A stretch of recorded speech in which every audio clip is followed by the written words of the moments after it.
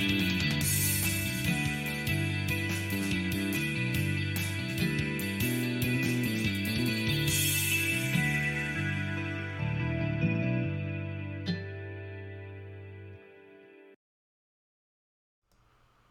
people in the place to be. Live from 58 Dream Street. We're James and with Games. It's a bold new frontier today, as Waffle Syrup notes. And welcome, Waffle Syrup. Wrapped up my, 38, 37, near 40 but not 40 episode Ultima 5 Let's Play. About 100 solid hours of gameplay to get from the start to the finish of that with no walkthroughs except for, if you count the one time the British told me, hey, you already found this and you need to retrace your steps. 37 episodes. Thank you for clarifying that, Waffle Syrup. So yeah, Ultima 5 is behind us now.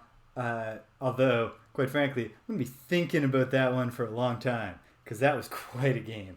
And I'll be starting Ultima 6 certainly sooner than it's going to take me to beat Star Control 2. So I'm going to wind up with 2 concurrent Let's Plays here.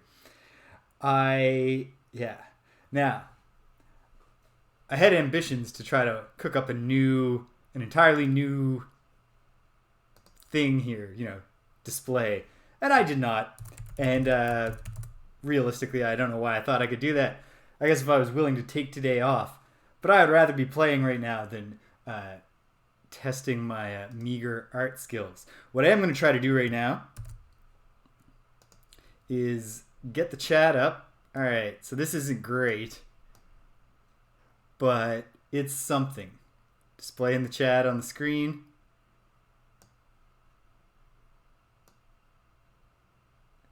Yeah, well, here's the that's a good point, Waffle Syrup, and I had that idea, but here's what happened there, is that I thought, you know what, I should get a star field. Star Control 2, sci-fi, deep space, and so I went looking for star fields, and of course, I'm going to need to sign up for a free trial for Adobe stock photos to get a good star field. And I ran out of time to do that today. So there's not going to be visual continuity. Oh, you know what? Adding the stream like this does not help with the stream chat. This looks terrible. So I'm going to have to learn how to do this in a better way than just importing the visual. I'll turn that off for now. Go back to my former style for the moment, just without the hideous frame around my face. And we'll live with this for now, but this one, I will improve it. My life is about to get a lot more free-timey in a few days, not because I won't have tons of work to do, but because I won't have 3 evening classes every week. So as soon as that comes to pass, I know there is. There are way better options for displaying chats. I've seen many better looking chats. I'm not sure if it's a thing that, maybe OBS is not enough and I need to upgrade to Streamlabs, or I don't know. I'll figure this stuff out in the coming month. But for now, here we are. All the visual elements are on the screen, perhaps arranged worse than they were last time. I'll make myself a bit bigger. And today, I'll leave myself right in the bottom left corner, I guess. That's fine. It's fine. We'll improve it as we go. So here we are. Ultima 5 behind us, but not gone from our hearts. I don't want to spend too much time in the episode 1 of Star Control talking about Ultima 5, but I will just say one other thought that occurred to me. I was saying yesterday that Richard Garriott should be kickstarting a new Ultima that harkens back to those instead, and then saying he wouldn't do that though. His whole thing is trying to push stuff forward, and largely for him that's literal space travel now and not game design. But it also just occurred to me that contemporary developers, indie developers or otherwise, really seems like there are ideas that you could steal from Ultima 5, put into your open world RPG, and be praised for innovation. And more people should be aware of this game and be stealing from it. Why don't PCs let me type the keywords that I want to say to their NPCs anymore? Weird stuff. But today, we are starting something new. We're firing up Star Control 2. I'll tell you a little bit about Star Control 1 for anyone in the audience who doesn't know. it's the original, and this is the sequel, but they're very different games. They both share a continuity. Like this game takes place in the aftermath of the space wars that defined the original Star Control. But the original Star Control is more of a strategy game. 2 players,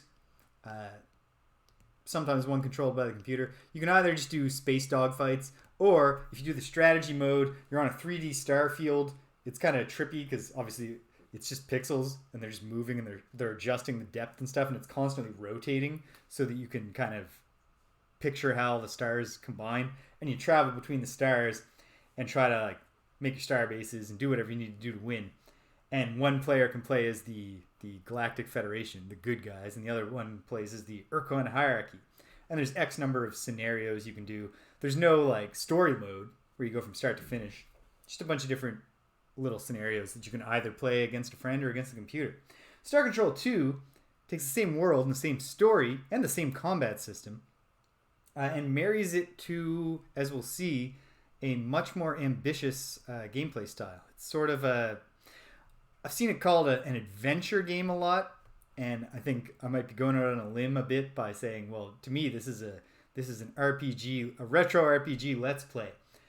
But the CRPG Addict, a blogger who's been doing a decade-long project to play every CRPG ever released. He's in 1993 now, after a decade.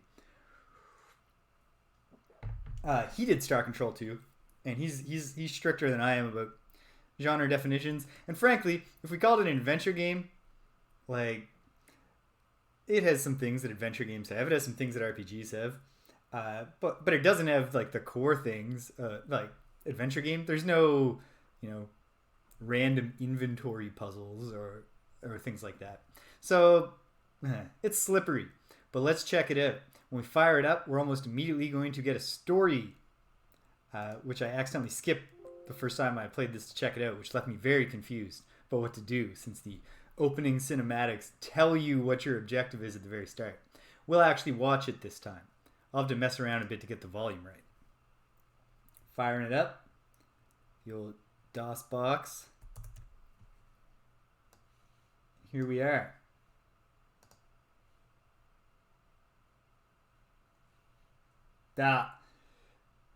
I skipped the intro by the very act of... Or did I? Hold on. Yeah, I skipped the intro. Hail, Stimpinski! Yes, I'm briefly... I guess I'm kind of like the Ultima 1 avatar still, the stranger when he's still at a spaceship. But, okay, I skipped the opening cinematic. I think I'm going to have to not put it in window mode until that's done playing. So I won't be... I did! I beat it yesterday! So you can watch the replay there if you want to see my reaction. It was very fulfilling. Although I was sad that neither you nor British were able to be there. But that's okay. You were there in spirit. Okay. Let me launch this again and watch. Hey, fair enough. You got to do what you got to do. Can't put real life aside. Okay.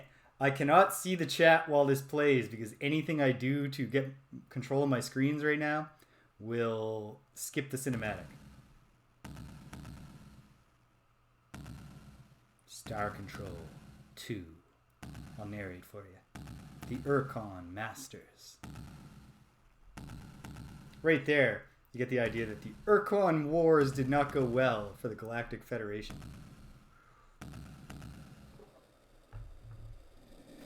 There were many great battles.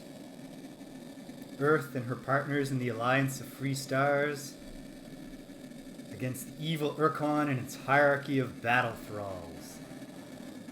And the Ur-Quan were winning. Meanwhile, on the edge of the known frontier, an amazing discovery was made. Far beneath the surface of an unexplored alien world.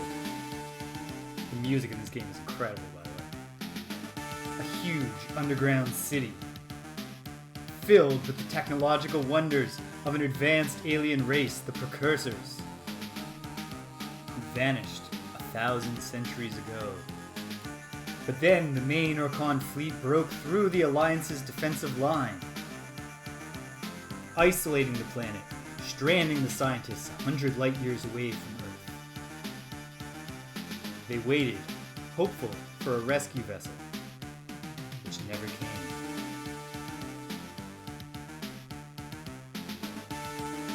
20 years have passed. We, the survivors of the research mission, have colonized this world. We continued our investigation of the underground city and have discovered its purpose. It is a factory. A factory for building starships! But there aren't enough materials to make a complete vessel. We can finish only the skeleton of one starship. But that must be enough. Because you, me, must captain the vessel and return to Earth. To travel the great distance, you must push through into hyperspace. Find out what has happened over these many years. Tell Earth of our plight. And if the war with the Ur-Quan still rages, fight for Earth and the Alliance as well as you can. There we go. Here we are. Star Control 2.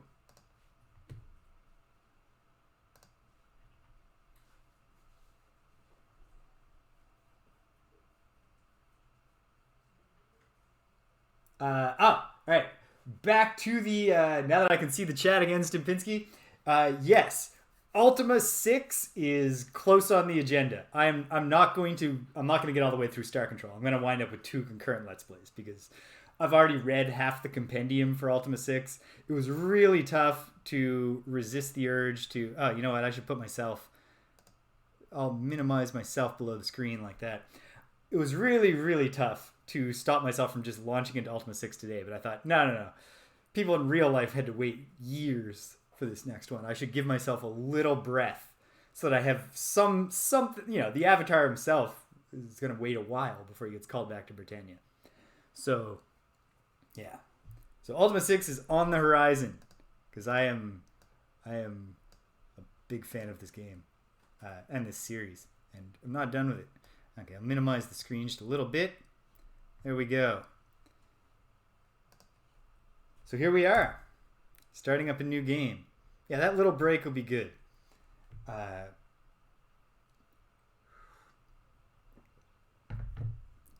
They go down to the fishmen or to the pirate ambush, or just accumulated wounds from both. Here we are, starting a new game. So you fire up a new game, and it drops you in. It asks you to name your captain. I'm going to go with James, my own name. Oof. That's good. You want a crew to keep your ship going. Okay, here we are. Captain James. And then the flagship. I'm going to name it the Returner. I was a fan of Final Fantasy VI. And then also the fact that literally, it's what it's doing. It's returning me to Earth. Except that I, the Captain James character, was raised on the research planet. I'm supposed to be like 18. I'm like a wunderkind. I don't know if that came through in the cinematic, but according to the manual, this is the case. Oh no. Man, nobody's having any role-playing luck.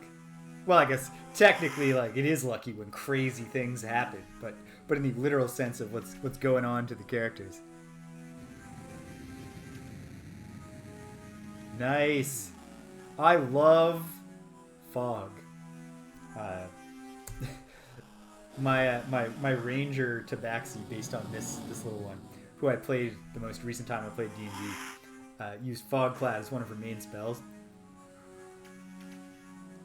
Just running into close quarters, fogging it up, running out, and then we can all just pick them off as they stumble out of the fog and stuff. So here we are. Yeah, the game just drops you in. Like, if you skip that cinematic, you get nothing. And then you're deep in the menu. You exit all the menus. You can look at the star map. So here's the universe that we're dealing with. I'm going to be going back and forth between keyboard and joystick, or, you know, joypad, analog stick controls here. But as you can see, we got a big old galaxy to deal with. But we're currently right here.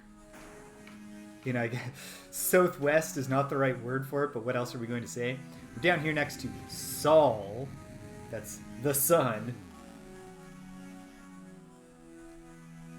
I've heard good things about that game, Stimpinski. Buck Rogers' Countdown to Doomsday. That's a... It's by SSI, I think. But is it like literally a gold box game with just adaptations to be about Buck Rogers instead of D&D? Okay. So at any rate,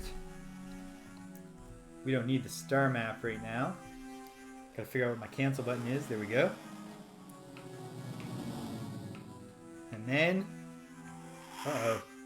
I did not mean to put my thrusters on that hard. Inertia. Okay. Just gotta get to Earth first, which is that blue planet. Ah! We've overshot the Earth. The ship, at the very start, has very poor rotational skills. Attention, interloper. Heed this recorded message. This drone vessel speaks with the voice and authority of the Ur-Quan. You are trespassing within Ur-Quan space. This world, Earth, may not be approached for any reason, nor will hostilities against our orbital platform be tolerated. In addition, your ship does not respond to standard hierarchy identification transmissions. Waffle Syrup, the Ur-Quan is the tentacle thing with eyes. This is not permissible. Only subservience shall be tolerated. This drone now leaves to inform the Ur-Quan of your transgressions. You are commanded to remain here and await the arrival of the Ur-Quan. Hello, Chili Champa. Yes, I beat it yesterday. Disobedience will be punished. So, Waffle Syrup, the Ur-Quan are big on enslaving other things. So, they're not going to lower themselves to learn how to speak to humans. So they have those little frog aliens to be their mouthpiece. But the Ur-Quan themselves are these like bulbs covered in eyes with a bunch of tentacles. They're bad news, as we're going to learn even more. I've played through the first couple hours of this game before. So I make my way. Notice that Earth was strange and red. Attention, unidentified space vessel. I am Starbase Commander Hayes of the slave planet Earth. Our hyperwave broadcasts extremely weak. Situation critical. Energy core is exhausted. Scanners and deep radar are non-functional. We cannot identify your vessel. Are you the scheduled hierarchy resupply ship? Repeat, are you the resupply vessel? Yeah, so I think the flickering lights are supposed to indicate, you know, bad, powers down. But when you combine it with the friggin' awesome music in this game, yeah, it very much seems more like they're having a rave. So anyway, as an honest person... no, Chili Champa, in the end it turned out that it was a dictatorial regime and I was right to have freed that father and child from the stocks. And we found Lord British, and it turns out... Oh, Waffle Syrup, I found out what happens. If you show up without the box, you're just trapped in that room forever. Nothing tells you, except for Saduj saying, without this box, Lord British can never return. Besides that one clue, there's nothing that tells you must have the box with you when you get to Lord British. But if you don't, you're trapped forever. This is the Starship Returner, but we stand ready to assist you. This layout is hideous. Hold on. Let me try to make my stream look a little less crummy.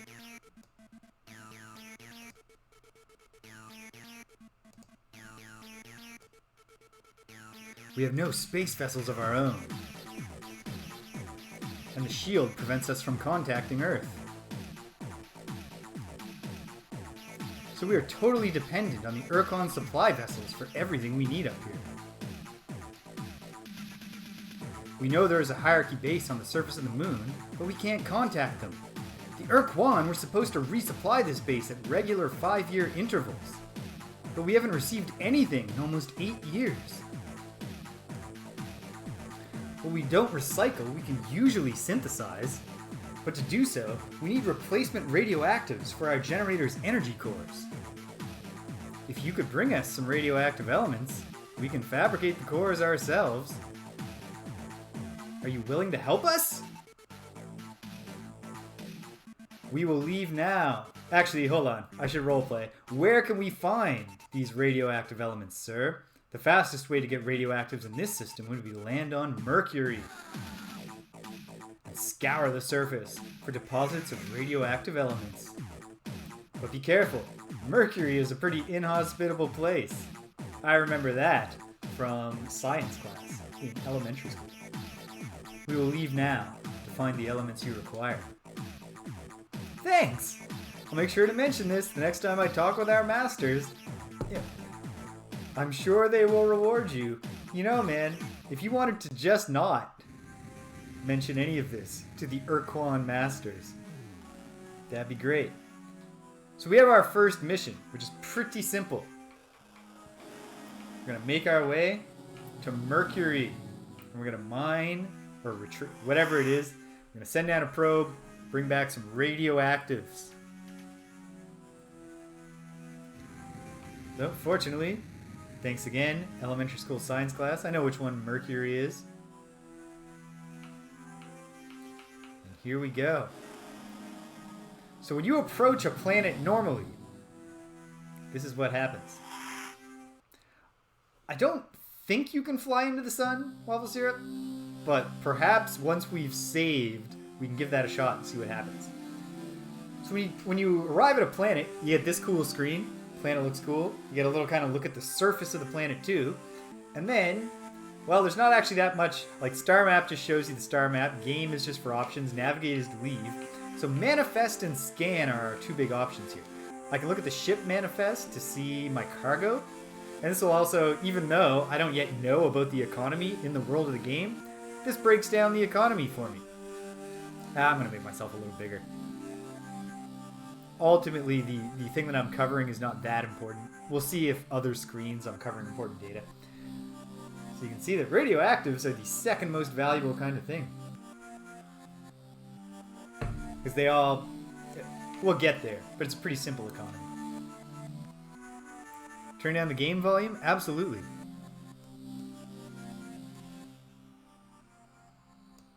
Let me know how that is. That might even be too low. But keep me posted. Okay. Then I could look at my roster, which basically means I can assign crew members, although right now I've got 2 ships. The Returner, my main ship, and then you can see I have 1 Earthling vessel, which looks a lot like the Enterprise. And that's all I've got, and they're both fully crewed. And I can look at what devices I have, but right now it's none. So we'll look at that later when we have a device. You can scan the planet. So you get a readout on everything. Most of these are just fun little details that aren't really that important. Like gravity tells you how much fuel it's going to cost to land your probe on the planet, but that's about it. I don't know how temperature, the atmosphere, how any of that really matters. And then weather and tectonics are important because those are the bad things that can happen. The higher the class ratings there, the more likely you are to lose crew when you send your probe down, because this is a manned probe. Then I can do scans for 3 different things. Minerals, and oh look, there's lots of mineral symbols, including several reddish-orange radioactive symbols. Who would have thought that we'd find radioactives exactly where we were told on the very first quest of the game? You can scan for energy, but there's no energy on Mercury, because energy will only show up on a planet that has some sort of installation or fortification on it. And you can scan for living organisms. Once again, harkening back to elementary school science, we see that there are no living organisms. Then you can dispatch. Choose a point, and you'll launch your little probe in that direction. But the gimmick is that it's not necessarily going to land where you aim. It's going to land in the vicinity. Check it out. Boom. So I land here. And then in this tiny little corner of the screen at the right, I can steer my little dude around, picking things up. I think I've already got all the radioactives, but I might as well pick up... Oh, once I get that hideous noise, I've got everything I can. I leave the planet. Now I can look at my manifest again, see the cargo. I have 32 units. Yeah, the probe doesn't waste any time. If it sees those minerals, it takes them. Alright. And that's a nice bonus. I got 32... I think base just stands for basic metals or something like that. But those are the radioactives I'm going to need. So far, so good. Back to the starbase outside of Earth. In my extremely slow starter ship. So to the extent that, like, if we're going to call this game an RPG, although my character, Captain James, has a name, any character development in a gameplay sense will belong to the ship, in the sense that Captain James will never get any better or worse than I am at playing the game. But the ship, the returner, over time will get much better. Did you find any radioactive elements for our power cores? I did. We are ready to transfer radioactives. I could, be a jerk about this, but that's just... Captain James is an ingenue, and he wants to be helpful. We are initiating transfer of radioactives, Captain. Now, as soon as our engineers can refit the energy cores... There! Boom! Much better. Power ratings climbing. Life support coming back into the green. See, so like, it's a nice rave environment, but like, everyone's slowly dying. They're scanning the vessel. What the hell kind of ship is that? Oh, well, it's an ancient starship. Just who are you, Captain? I know I could be evil. I'm just no good at... I can't... No, I can't roleplay an evil guy fighting the slave empire of space. It's just not who I am. Listen, pal, I need you to explain a few things, though. I do have my limits to how much I'm going to do. How about you tell me some things?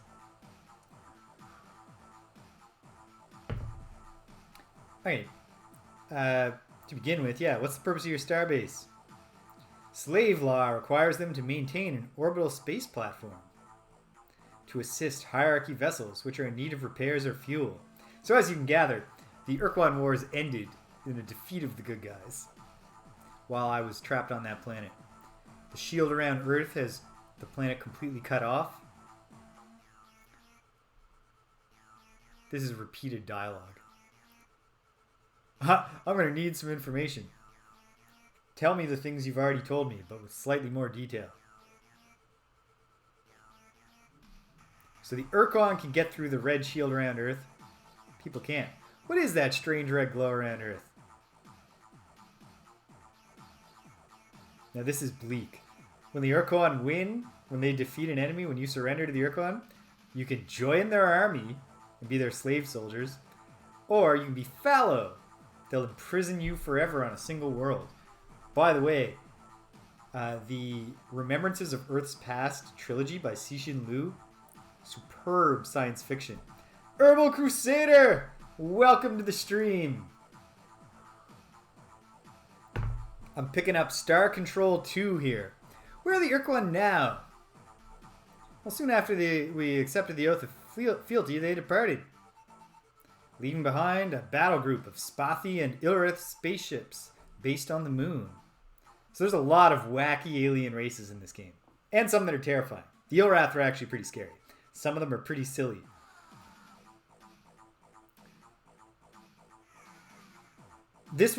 Yesterday I was wrapping up Ultima 5, and now that I've done that, I'm starting a new one. Yeah, people on Earth are living free. It's. I mean, like, okay. What was that object? That was the security drone. It keeps an eye on us. Captain, what happened to the spy drone? Well, it gave us a warning, warped to hyperspace, said it was going to inform the Ur-Quan. Oh no. Right now it's probably cruising towards hyperspace, heading right towards the closest hierarchy outpost. When the Ur-Quan find out that you're here, they will send a combat fleet instantly. Alright, well, anyways, back on track. I'm Captain James of the Starship Returner.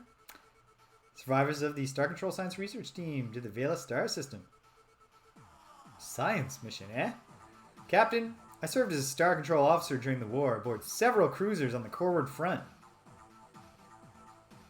And if there had been any scientific mission to Vela, I would have heard about it. Hey, maybe don't look a gift horse in the mouth here, pal. I just saved your life support systems. Anyway, it was a secret mission. He's instantly persuaded. Come to think of it, there were some rumors that the Corridor 9, the Special Operations Division of Star Control, was directing some hush-hush operation out near Androsynth space. The Vela star system, yeah, that would be in the right direction. So, Captain, if what you say is true, how do you explain that huge alien starship you're flying? And why are you here? What do you want from us? Return to Earth to help you fight the hierarchy. Oops. Yeah, sorry if would have been helpful if we'd arrived earlier. Win back our freedom. I remember having such thoughts myself once, a long time ago. That was in the first years after the defeat, and it was still terrifying to look up and see that bloody glow of the pulsating slave shield overhead. So, if you're a wrestling fan, and probably none of you are, but the people of Earth are basically trapped in a fiend match forever. Just bright red light at all times. I spent so much of my time struggling over the years down in the surface under the shield and then later up here trying to keep the station alive that I've forgotten what it means to be free, to hate the Ur-Quan Masters, our Ur-Quan Masters. And now, here you are, in an alien ship of unknown power, offering me your assistance to fight against the hierarchy again after all these years. Captain, your offer is intriguing. For a dude who's given up and lost his will to fight, this guy is jacked. It's tempting to think that with your advanced precursor technology, we can somehow crack Earth's slave shield and reassemble the Alliance to attack the hierarchy and this time win the damn war. But consider the consequences if we should fail. The Ur-Quan won't just punish us here at this station. They will exact a gruesome retribution on the surface below as well. Before I commit this station to helping you attack the Ur-Quan and accepting the risk of annihilation if we are defeated, I have to be sure that you and your ship have what it takes to oppose the hierarchy. I'll make you a deal. If you can eliminate the alien base on the moon and get rid of that threat, at least, I will seriously consider your offer. Well, what can you tell me about this moon base? Well, they put up their slave shield, they got their space station going. Then they decided to leave a contingent of combat ships close to Earth to keep watch on our planet and confirm that we were obeying the Ur-Quan slave laws. These Ur-Quan, not great. I'm certain they're still out there on the surface of the moon, because we can pick up a constant stream of alien broadcasts. Could you tell me again about... No. It's like in The Legend of Zelda, whenever you get a long exposition speech from someone, and they go, do you want me to repeat that? No! Please, don't! I'm begging you. Be careful, Captain. There are probably a dozen Spathia looters and Ilrath Avengers down there on the lunar surface. A dozen? Don't know why they haven't come after you yet. But when they do, you better have your weapons armed and your thrusters burning hot. Alright. This is a good time to throw down a save. We'll save over my little practice game that I put a couple hours into to determine, is this fun enough that I'm going to want to stream it? And I determined, fuck yes it is. Save over it. Saving. So we're still in the beginnings, so I don't need to type a new name or anything. Let's navigate over to the moon. So early in this game, at least, I'm going to make pretty liberal use of saves and loads, specifically to deal with combat. When we get into some combat, you'll see that, well, I've had no luck with analog control, so I'm going to try the keyboard controls, but I also can't get the key. There's a separate program for remapping the keys, and I haven't been able to figure out how to even launch it yet, because you can't just run the application on a contemporary computer. So I got to figure out how to set it up as an extra in DOSBox. At any rate, I'm going to give myself a break. And also, I don't want to spoil myself in the practice mode and find out what all the different aliens are and how their ships work. So now and then, I'm going to reload after a battle where I get slaughtered until I get good. Until I get good. I'm not going to feel ashamed about it. Here we are at the moon. Let's scan it. Yeah, some pretty basic minerals. Oh, hey, one significant energy reading. And lots of life on the moon. So, let's try to land near this base. Oh, there. That worked out. We made it to the base. Report from the surface. We discovered an alien base and explored its interior. The installation must have been abandoned many years ago, but great care has been taken to make it appear active. Life support systems are functioning. Fusion generators are at full output, and robotic construction vehicles have been programmed to roam the lunar surface, bulldozing moon dust into random piles. In addition, we found the installation's hyperwave locked in transmit mode, endlessly playing the same alien recording. Although we cannot translate the message, our Xenotech, Ensign Rigby, believes that the message is some kind of alert or mayday broadcast. The base is filled with useful materials and equipment. We will scavenge as much as we can and bring it aboard immediately. End of report. So the plot thickens almost immediately. There is no base. Or there's a base on the moon, but it's unmanned. It's empty.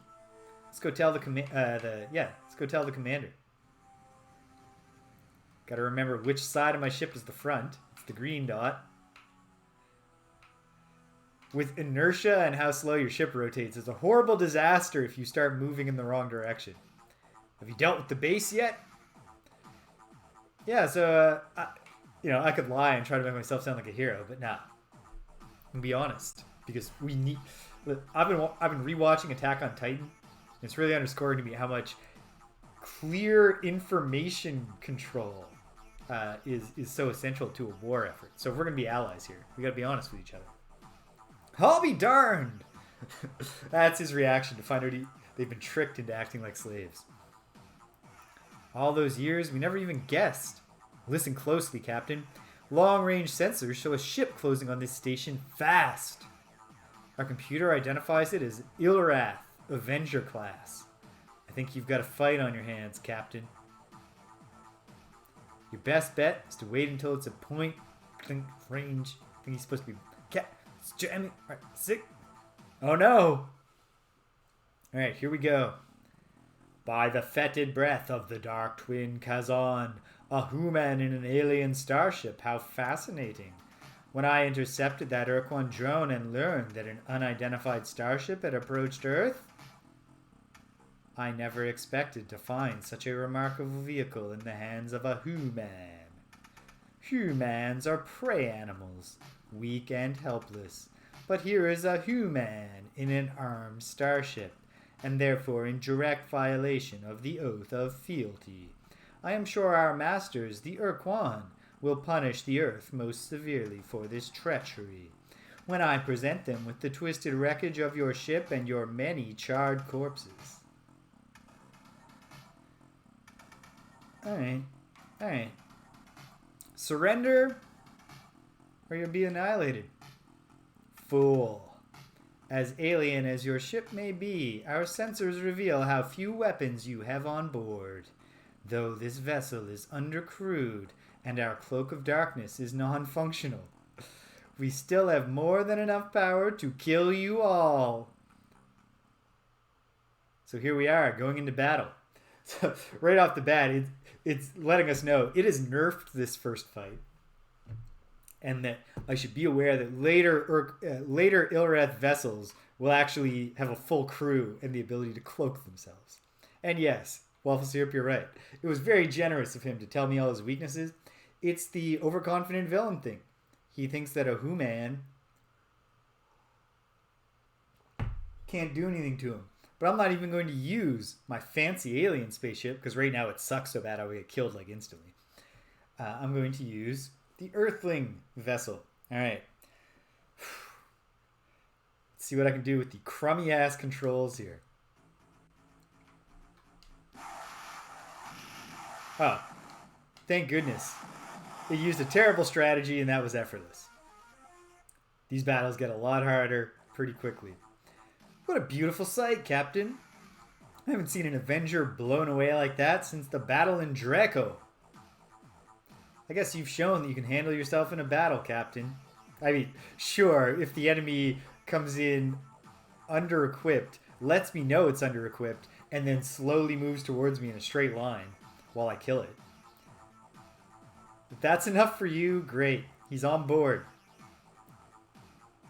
We are going to try. So, the obvious first step is to get the precursor equipment and software over here, where we can make it work with our ship repair fabricators. That's a good first step. But then what, Captain? I don't know.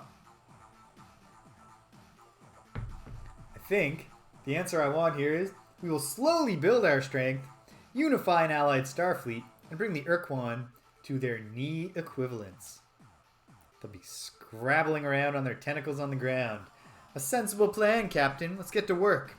By the way, I think we need a name for this new alliance we're going to forge. Since this was your idea, it's only fair that you have the honor of naming it. So what'll it be? Now here's... You see this as an area where, you know, the Ultima style of getting to type would be way better. I could actually name it. I would not call my ship the Returner, and I would call this the Returners. We're not an empire, Waffle Syrup. I know that that's the fun answer, but I'm pretty big on us being good. So we're going to be a united federation of worlds. I think. Yeah.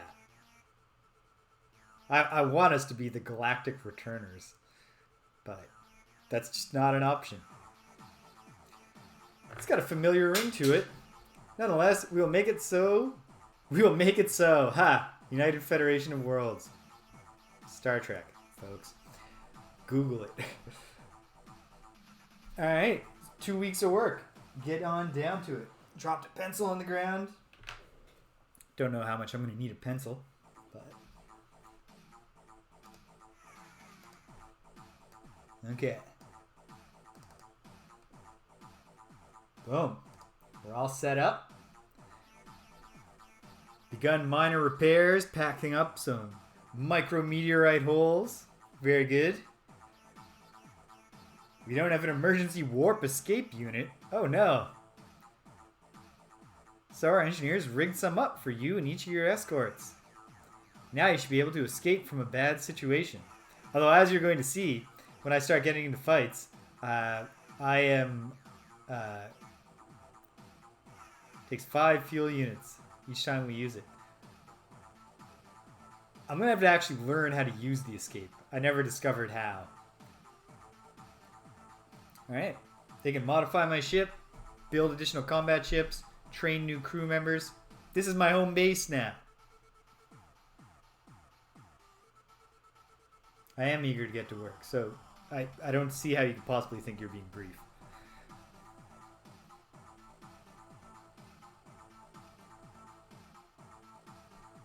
Alright. Great. Expository dialogue. Alright, so here's what we're going to do. We're going to get some information here, but we're going to trickle it out, because there are, trust me, as we'll see, there are a lot of prompts. What do we need to know? I'm going to leave out the Starbase facility thing, because I can give you that dialogue. Not the exact words, but I'll tell you how it works when I'm doing it. But let's find out some historical data.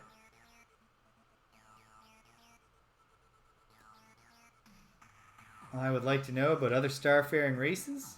Which group? Well, let's find out about some members of the Old Alliance. But again, like all of them? Nah. Alright, Waffle Syrup, or anyone in the chat, sound off. Who do we want to learn about? The Shofixti, the Yehat, the Erlu, the Chenjesu, the Melnorme, or the Cyrene? Alright. Tell me, Captain, what do you know about the... Didn't really get a chance to learn much about these mechanical beings. But I'll tell you what I know. They are the product of a distant, unknown culture who sent a giant factory ark into our region of space many centuries ago. The Mother Ark, that's what Earth Press called it, churned out millions of the robots and then finally broke down. I don't know why the Melnorme didn't repair the Mother Ark. Maybe they can't, comma splice. My personal guess as to why they were sent here is that they are the leading edge of a colonization project. And once the Melnorme have tamed enough new worlds, the genuine colonists, whoever they are, will arrive to claim their due. Oh, and those folks are on our team? Yikes. Alright, let's ask about one more. One more before we go. Any sound off in the chat?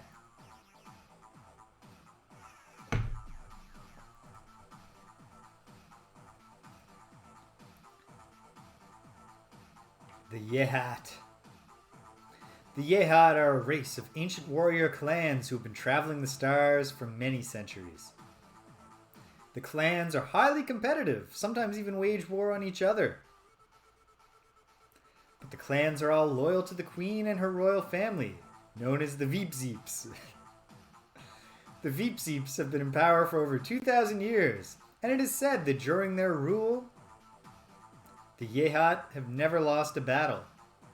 Didn't win them the war, though. Alright, we'll come back for more information.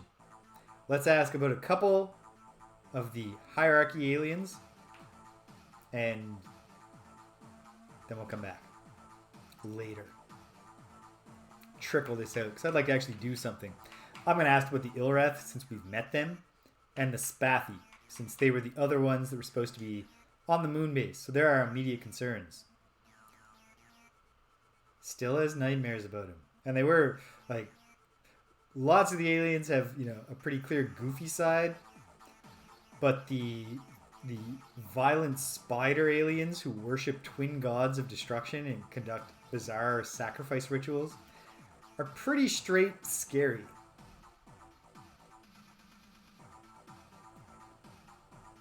Appearing out of nowhere.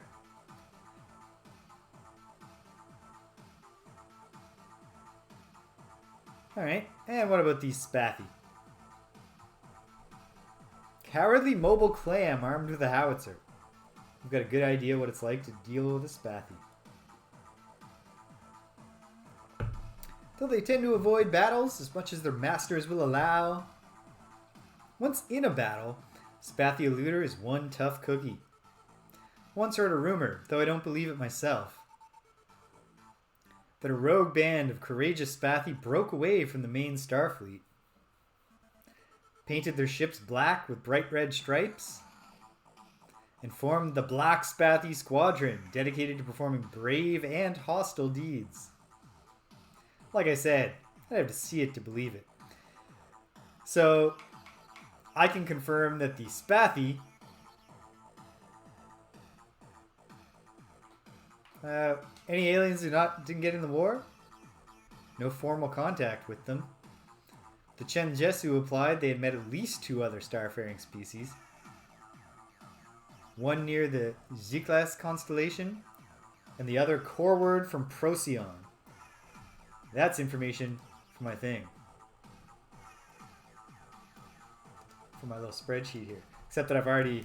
Okay, Procyon. Alright, well...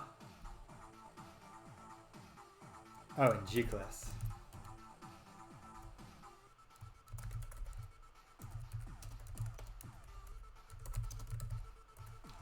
And I didn't catch the one that the Arlu talked about. But okay.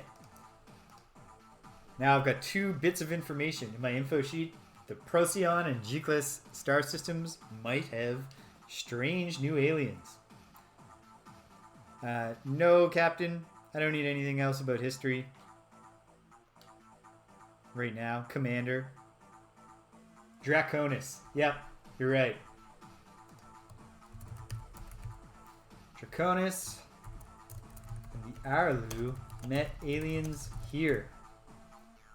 Because the role-playing adventure part of this game, as you might already be able to gather, is going to be about bringing together a new federation of worlds to fight back against the Ur-Quan. And now, I don't need him to elaborate.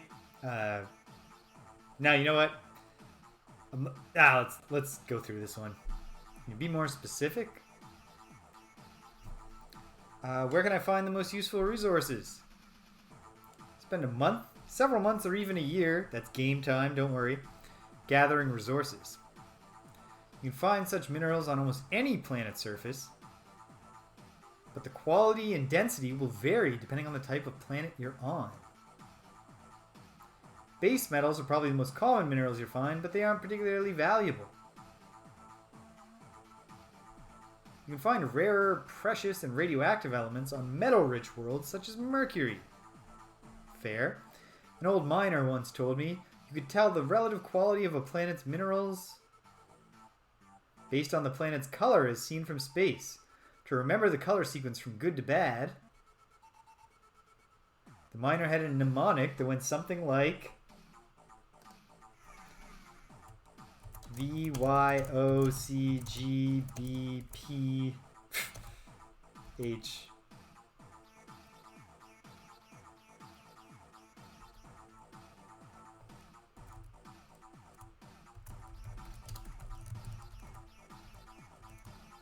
ROYGBW.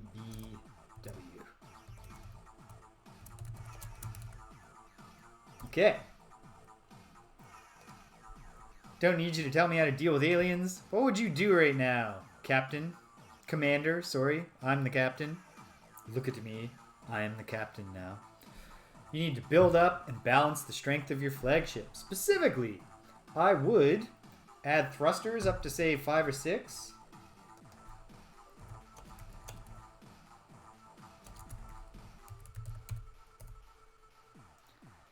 And if you prefer to avoid confrontation, nothing beats a great pair of legs.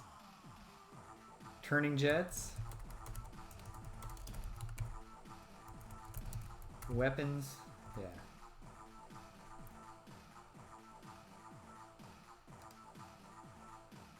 Hold on. GBP.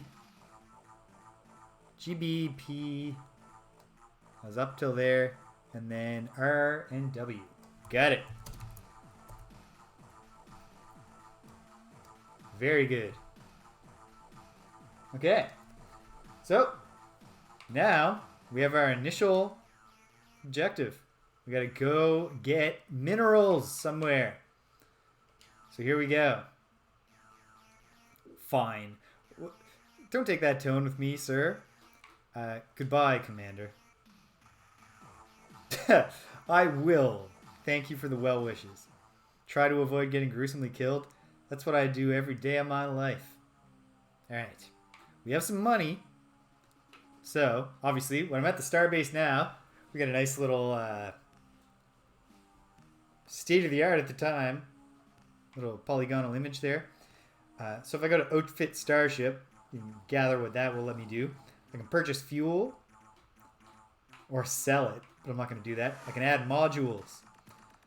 2,500 resource units. All minerals you mine are just converted to resource units that you then spend. You definitely want more fuel than this. So, 2 fuel for 20 resource units. Let's go up to 40 for now. Okay, modules. Yeah, I'll take another planetary lander, because these landers can get destroyed pretty quickly if you're not careful. So now we have 2. We need more thrusters. He said aim for 5 or 6. Obviously, I'm not going to get there right now, but I'll add 1 there. And we definitely want some turning jets, because these things don't turn well. Add a couple of those. Cannot afford a crew pod. Cannot afford anything anymore. We don't need new crew because we didn't take any hits. Crew function like hit points, basically. So if you don't take any damage, you don't lose any crew. Might as well grab a little more fuel. We'll go up to 50. And then, oh, I'm going to save here. Oh, geez, you know what? I really should have built another ship before I spent all the... It's fine. The one Earthling cruiser that we have will be enough for now, I hope. For anyone who is... Yeah, if you're worried that we would lose the... Oops, am I prepared? Maybe it'll work out, who cares? Flavor of the Ultima 5 stream? No. It's how I live my life.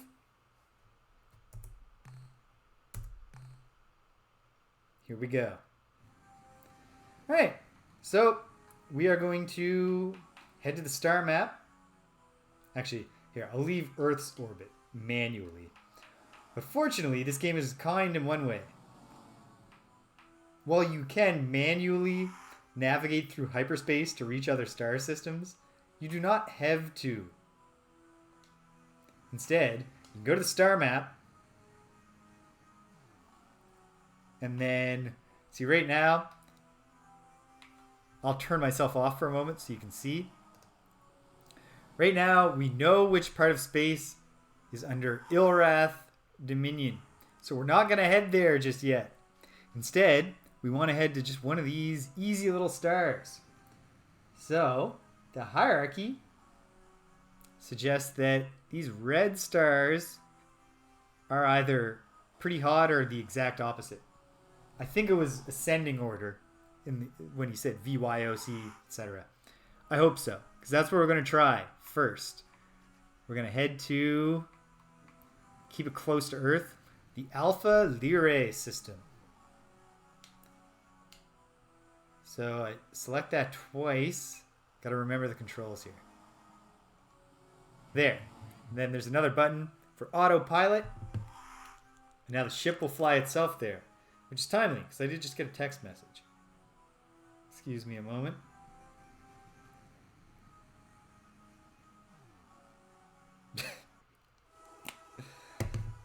Now we're in hyperspace. You can tell it's got the same red as the slave shields of Earth. Oh, hey. I'm back. So, not a long travel, and here we are. Okay, this is not promising. No, oops. That was the planetary hierarchy, the one. The star heat one, red, is at the very bottom of the hierarchy. Anyway, we're here now. We might as well. We've wasted the 3 fuel. If I waste this whole trip, we can abandon it. We'll see what happens when we fly towards that very dull star, too. But the color hierarchy of this planet isn't bad. Blue is pretty close to the top. What does it have? Only 2 planets here. Class 3 weather, Class 1 tectonics. That's pretty safe. Minerals. It's got some greens. It's got 1 blue. I need to actually go to the ship's thing. I will add to my info sheet the color hierarchy. But right now, let me go to the ship manifest. Blues and greens aren't bad. Like, what you really want are yellow, orange, red, and purple. But it's not bad, and we already came this far. So let's go back. Let's go down. We'll grab this blue. We'll grab the green. We'll get out of Dodge. My keys aren't working. Oh, because I'm just not clicked in. There we go. So you want to keep it moving on a planet that has tectonics or weather events going on. Because when they happen, we've lost some crew. Only one crew member killed. 2 crew members killed. Let's get out of here now. All right. Lost a couple crew. 3 crew. So that's sad. But hey, I mean, no one said that this war to liberate the galaxy wasn't going to have some costs. So now, okay, let's see what happens. Might be something really bad. Or it might not matter. Fighting inertia. Fighting inertia.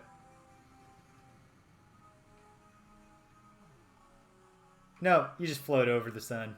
Gotta remember, of course, imagine this as 3D space. So it's not like I actually went through the sun unharmed. And now, one other planet in this system. And we'll do better with our next selection of a star.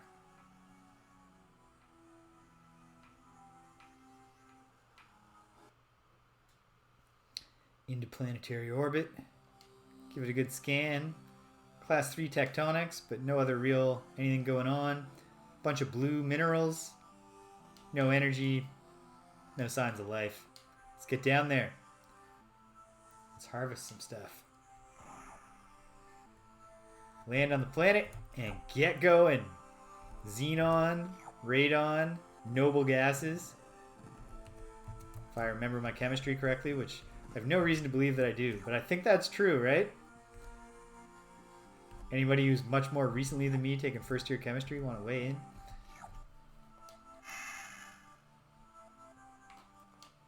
Alright. Thank you, Waffle Syrup. So let's take a look at the manifest right now. See how much space I have. 346 space free. Let's see if we can't find a much better star than that. I'll just zip off of this screen. Zip.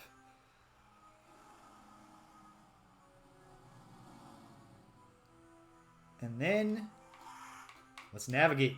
Okay. This time, looking at the... Oh, whoops. No. Star map. This time, looking at the correct thing. Sirius is yellow, I believe that is. So that's not great. Can we get somewhere green? We could. We could head to Gamma Centauri. Or I guess we could go this way. How much fuel would it take to get to these pair of green stars? 10.5 there? We can hit them both and get back. Let's do it. Charting a course. Initiating autopilot.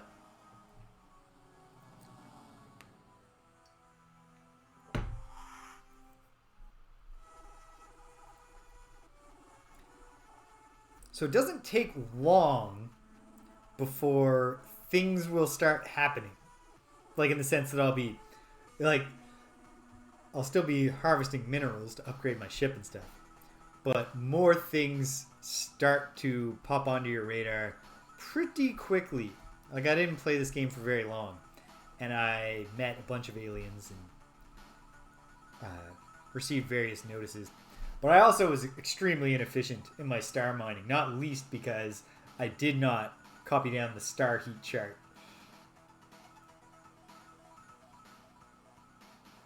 Boom, boom, ba-doom, boom, boom.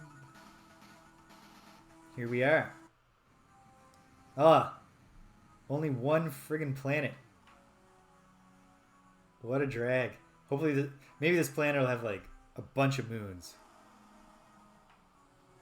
Alright, enjoy grocery shopping, Waffle Syrup. Here we go. Let's give it a scan.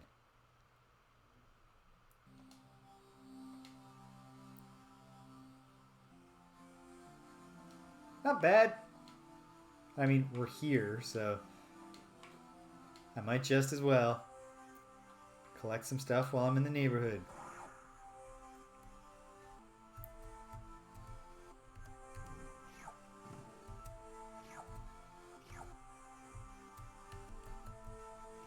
Oh, arsenic. That's pretty dull stuff.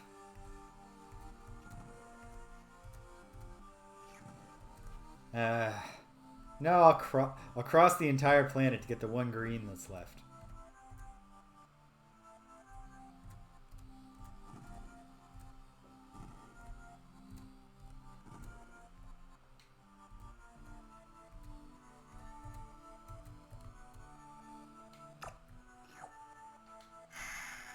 Fired my little blaster there just for practice, but if there's nothing biological, you don't need your stun gun. Alright. Thank you, Alpha Raynet. Let's take a look at the ship's cargo. Still lots of free space because there is nothing going on in this system. Let's navigate. Back to the star map. Not nearly as easy to pinpoint a green star that is right next to you. There we are. Beta Raynet. Not going to take long. I hope that Beta Raynet is more fruitful than Alpha Raynet. Turn out to be a crummy, unexciting planetary system. But let's see. It will not take long to get there. And if this doesn't get us anywhere good, we'll not promising. Not a promising start.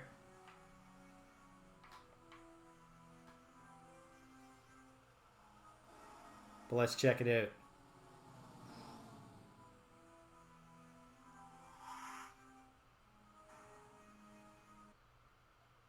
Arrived. Planetary orbit.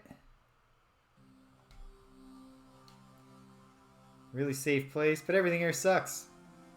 Is there anything biological? Nope. Alright, we're not even wasting our time landing here.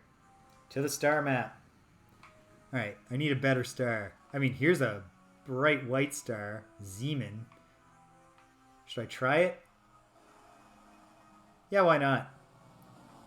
Let's see, from here back to Sol would take 11.9 fuel. I have 36. It'll take me 6.2 to get there. It's worth a shot. We're going to Zeeman. Hopefully this promising star isn't, really bad in some way. Like, for example, surrounded by aliens. Hostile aliens who want to... You can tell I need more turning thrusters. Even the autopilot is struggling with the speed at which this ship rotates. But here we go.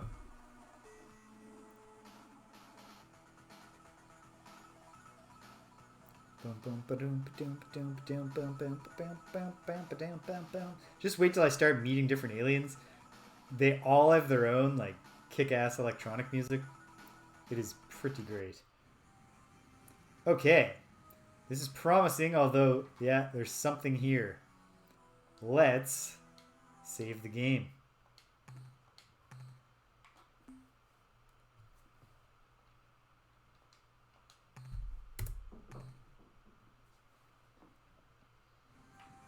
Here we go. I'm curious. So we're going to fly in. We're going to see what this thing's all about.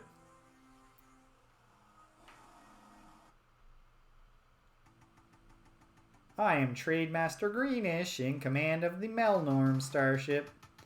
Inevitably successful in all circumstances. I bid you a formal welcome, Captain.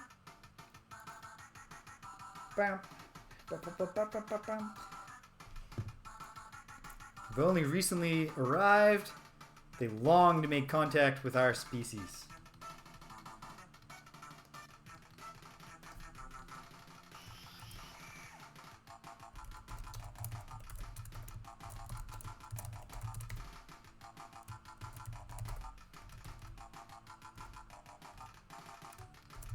Just making a couple quick notes in my spreadsheet. All right. Yeah, we come in peace. Wow, you already know us.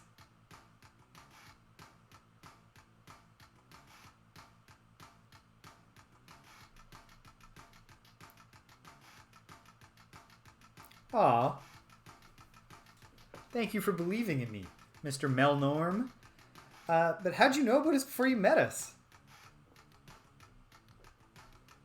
Oh. Well, that would do it.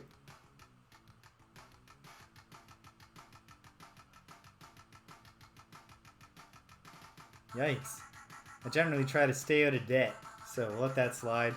Alright, tell me about yourself and the other Melnorme.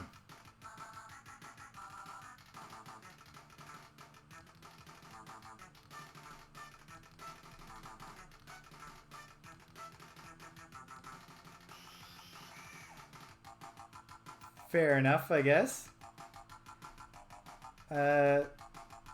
What are these reasons, though, that you can't tell me anything about yourself? The Melnorme are they're the Ferengi of Star Control. They're really, really big on making money. They don't give anything away. Potentially ominous long-range plans. That's reassuring.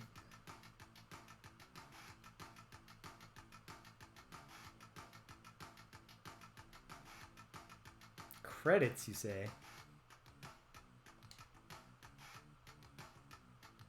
So how do we trade with the Melnorme? Oh, it's going to explain.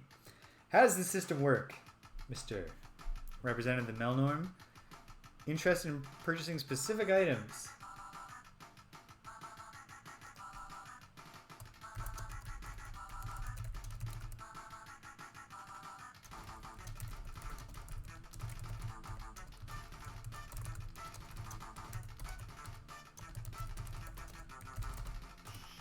Okay. So biological samples, if I find planets with things living on them, and the coordinates of fancy alien radioactive planets that make rainbow colors.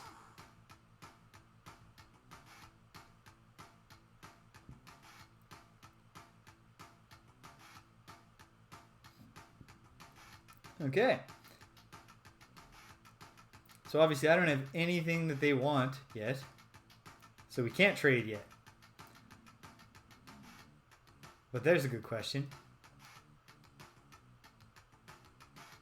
But he's not going to tell me, is he?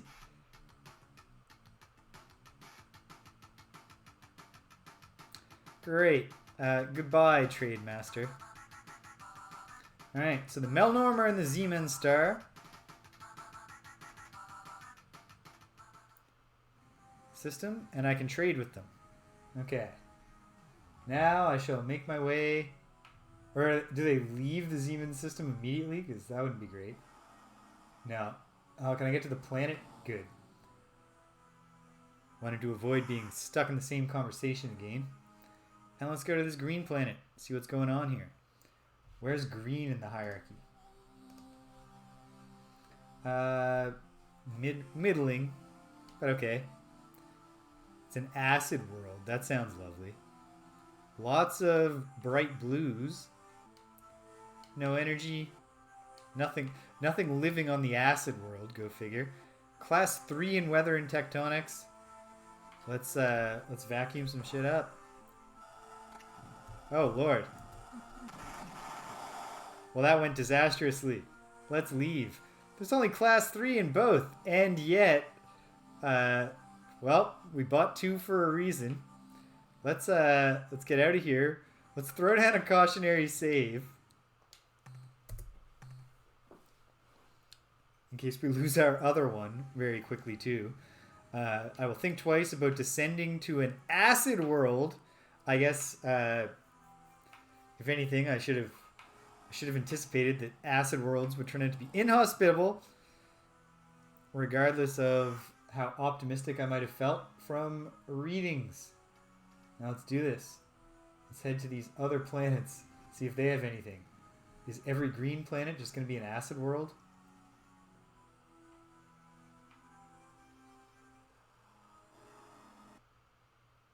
Seems possible, but who knows?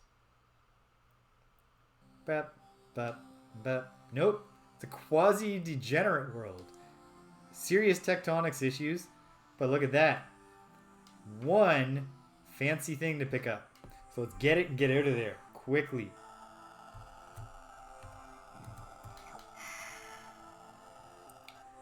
Degenerate matter. So, yeah, that's the exotic kind. That's the best value you can get. Each, I got 24 of them. They each convert at 25 units. It's better than anything else I'm carrying with me. Alright. Looks like they didn't, even though the first quest was to get them those radioactives, I think I still have them in my cargo, which is kind of silly. Should have dropped those off before I left. So it goes. Let's... Got one more planet. Well, one more interior planet in this star system. But I can check some of the outer ones too. It's a fully developed star system. Maybe the other ones have good stuff. For that matter, why have I not searched the... inertia. Didn't search the just regular star system. Ooh, moons. More opportunities to look for stuff. Class 3 and Class 3. At any rate, those minerals aren't appealing, so if there's no life forms here, we're not taking the risk of another Class 3 planet wiping out one of our probes. Yikes. Class 7, Class 6? Yeah. Nope. Not gonna happen. What about the main world here? Is there anything?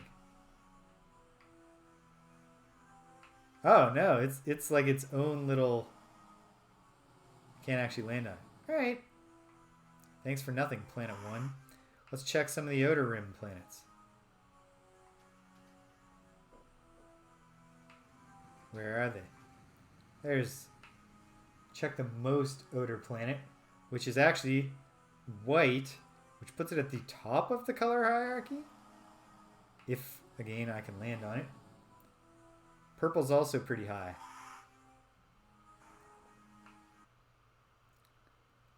I'll figure this out. Weather's rough. Tectonics are rough. Radioactives, though. I'm going to take a big risk. I'm going to just try to land around here. Grab radioactives and come back almost instantly. Where am I landing? No, forget it.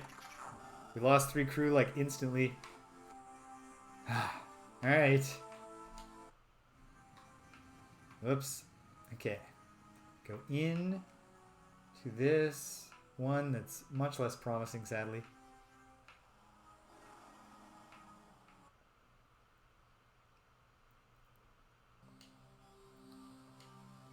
Tectonics aren't great. I mean, it's got loads of acidics? Whatever the green counts for. Alright. I'm gonna land, grab some stuff quickly. No, get out of there. Ah, okay. Oops. So, let's load the save. And try this again.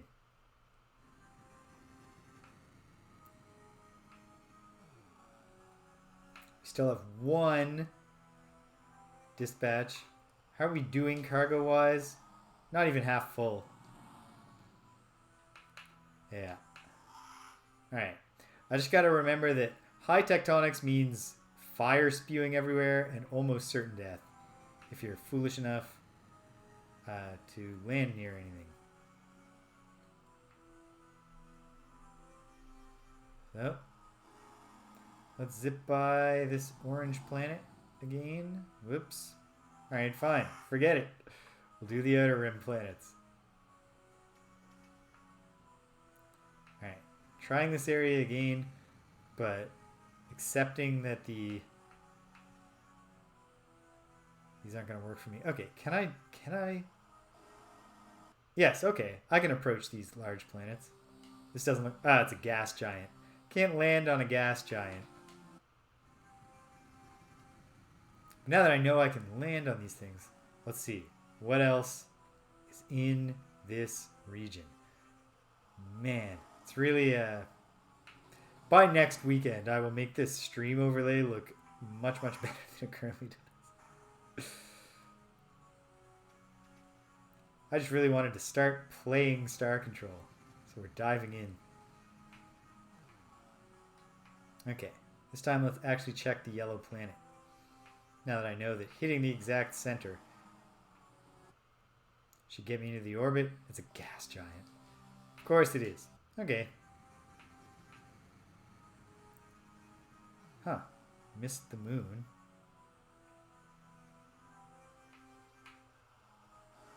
I'll do this one then.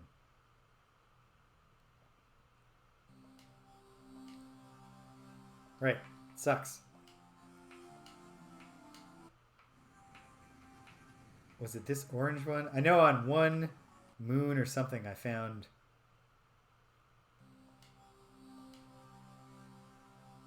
Yeah, no, this is just a disaster place. Let's get out of here. Look at the other planets in the area. If there was a red one or a purple one, it'd be great.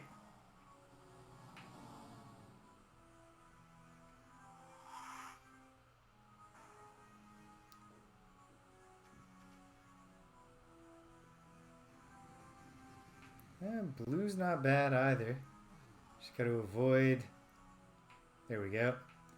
Oh, and this got a purple moon on this planet, which is good because it looks like it's probably a gas giant, judging from the gigantic size of it. There's a really good... if you're familiar with the Ars Technica series War Stories, where they do interviews with developers of classic games, but some of the challenges they face...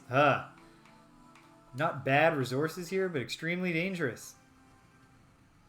They have an interview with the developers of this game that I have watched. That they talk about basically one of the two lead developers really wanted the distribution of planet types to be extremely realistic, and was like consuming enormous amounts of development resources, thinking about a thing that does not matter to most players, and eventually they realized they could simplify the stats and kind of randomly generate with a few friggin' Uria worlds. Not hospitable for our landing, and I'm thinking this is going to be the same thing, but let's check it out.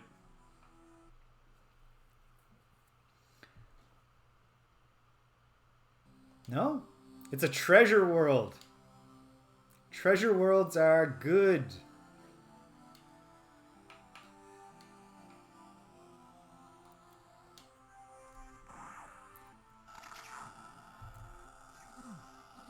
Arg! Unless you get instantly killed. Okay. One last load. We're going straight to the treasure world this time. And then we're getting out of this horrible Zeman system. Making our way back home. In time, I'll get better at this game, I'm sure. Oh, nice to see you again, too. I didn't mean to navigate into you. Oh, small announcement.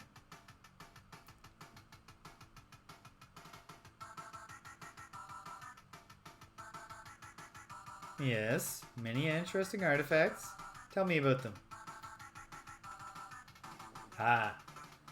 Trans-time alarm system.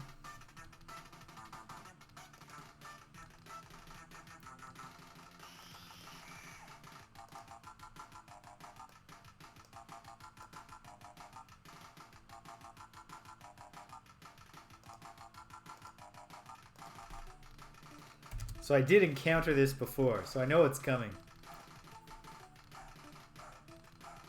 Magic pyramid that lights up like a mood ring to let you know when it is going to be destroyed. Or dulls out like the opposite of a mood ring.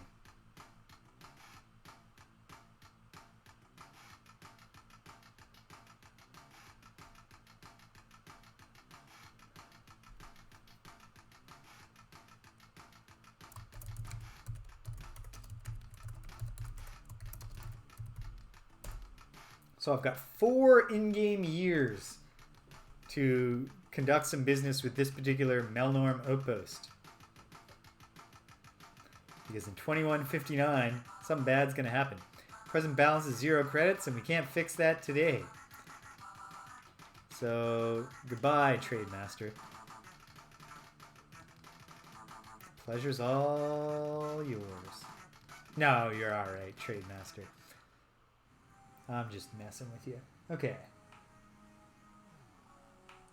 Where did I find that treasure world? And do I dare try it again?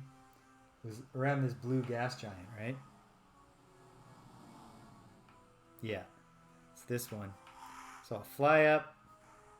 I'll save scum. And we're gonna get some radioactives off of this treasure planet. No matter how cheap I have to be to do it.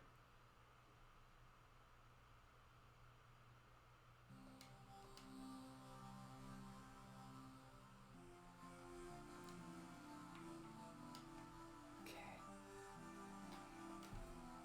Ready on the ejector button. Alright. That's all we can pull off right now. But we got some gold. Wait, gold's not as... What is gold in this thing? Oh, it's only precious even. Well, right now it's not worth the immense risk down there. So I'll just note in my records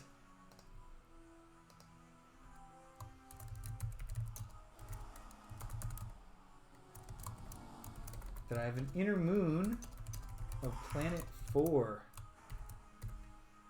is a treasure world. Perhaps later I'll be more capable of doing something about that. Alright. Back on the go. Screw this place. It's horrible. I hate it.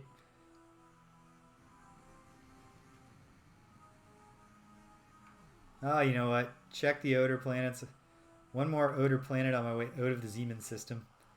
It's got a few moons and, of course, a planet that doesn't look like a gas giant. So let's see what we can do. Where's blue? Ah, come on. You could see what I was trying to do there, game. Just give it to me.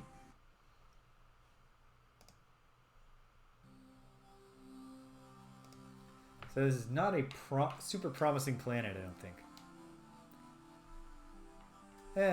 It's okay with the minerals, but it's very serious tectonic activity. British, hail! I was sorry you weren't able to make it, because I did complete Ultima 5 yesterday. It wasn't a very long stream, and I made sure to detail all my thoughts and reactions to the epilogue for you. But while you're here, even though Star Control is the order of the day, I do want to ask you an Ultima question. Do you remember when, well, you probably do, you were saying, I wonder if you're going to get stuck at the same place I did. And I'm super curious what it was in your playing of Ultima 5 that got you stuck somewhere. Okay, it doesn't look like it can land on that inner planet.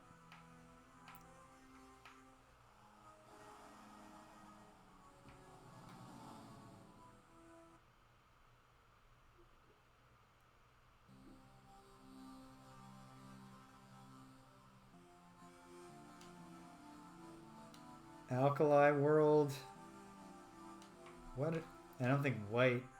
No, don't dispatch. Yeah, it's just basic metals. Can't take that risk.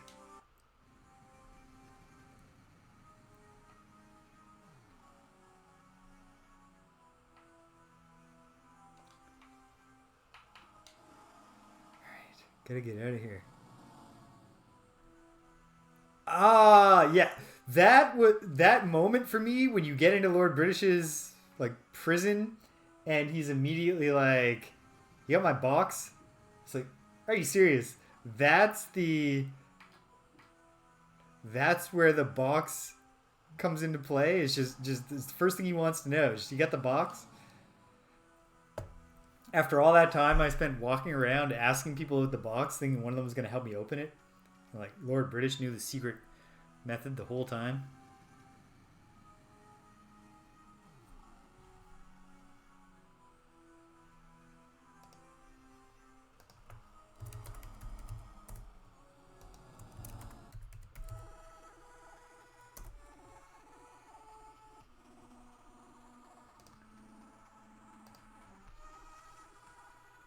Yeah, I mean, yeah, that's true. Why should anybody else know the secret way to open it? So yeah, I was.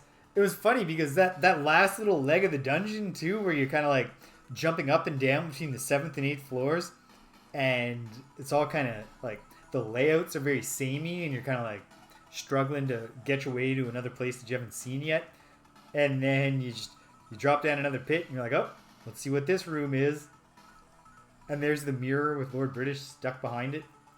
End of game. Really good ending. Like, must be like very frustrating for the Avatar to just be immediately sent back to Earth without getting to find out the resolution. Canopus was fairly promising as a blue star, and yet it only has one planet. This initial expedition has not been a wild success for me. Hopefully I at least got enough that I can do better next time. Yeah, so when you get there without the box, are you just locked? Like, you just gotta quit the game and load again? Like, what's the consequence? Like, is there any way to get back on track? Ultramarine World.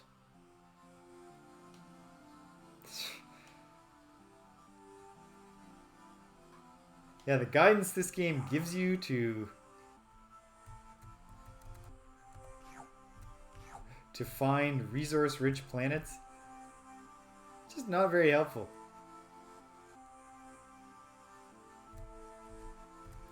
I guess you can keep each other company. That's the moment when you're really glad to have so many bards on the team, so that people can just take turns singing a song, leading the sing-alongs that you have to do for the rest of all of time.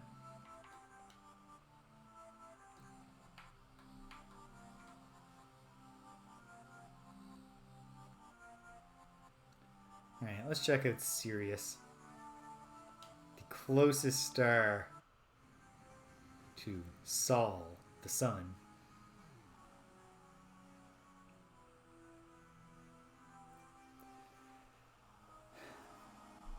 Yeah, so I know that I talked a good game about taking a good break, like leaving a little space before I start Ultima 6.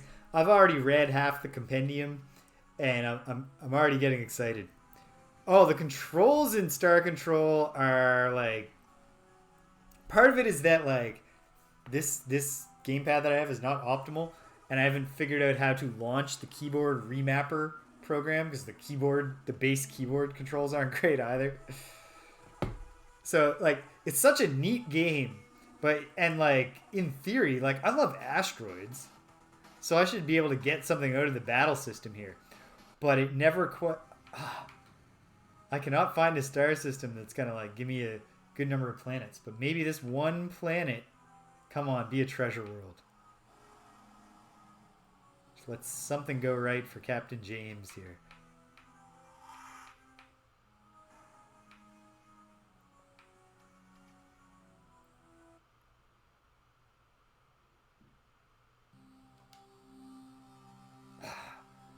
Class 6 tectonics. And nothing again but corrosives.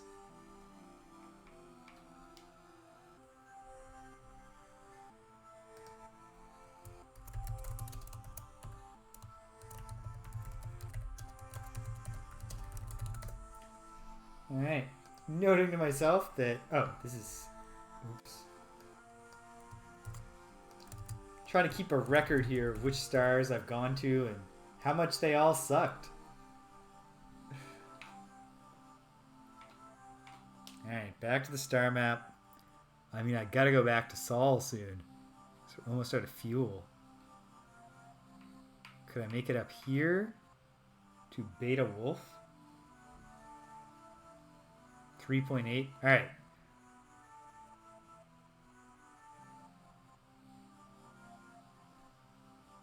That makes sense to me, British. That movement, real space movement, like in Star Control, would be the easiest to program. Because when you think about it, like the first ever computer game was Space War, right? And there's not that's the makes sense that the very first computer game ever would take a movement style that is easy to program, since you don't have a whole lot of models to look to when you're doing the first one.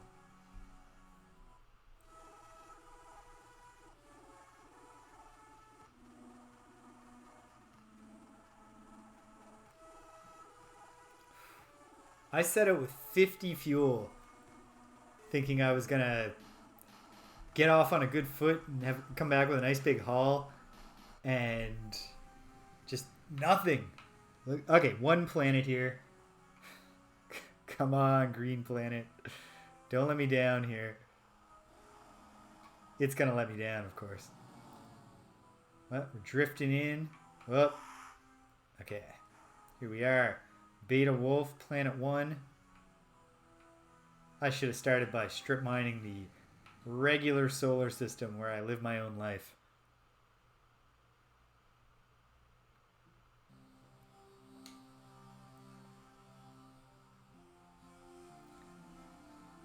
Hello, Alley Cat. Welcome to the stream. Alright. Nothing that important here, but you know what? I can mine this cyanic world. Anything alive? No. No energy signals. Well, if I can get anything, it's more than nothing, right? By definition.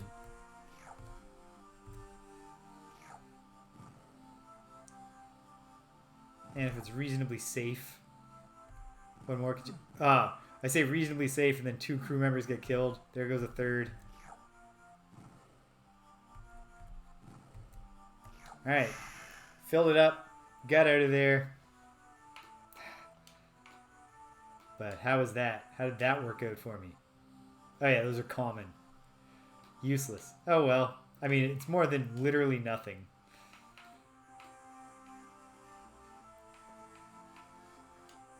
So back to the star map. Oh, cats. I mean, Alpha Wolf is not promising after Beta Wolf, but it's so close.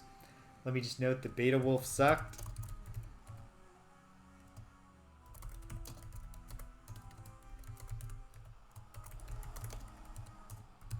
So one nice thing, the autopilot is very complementary to a style where you're trying to keep track of what's going on in a spreadsheet on the side, right? Fire up the autopilot and get that stuff done while you're not looking.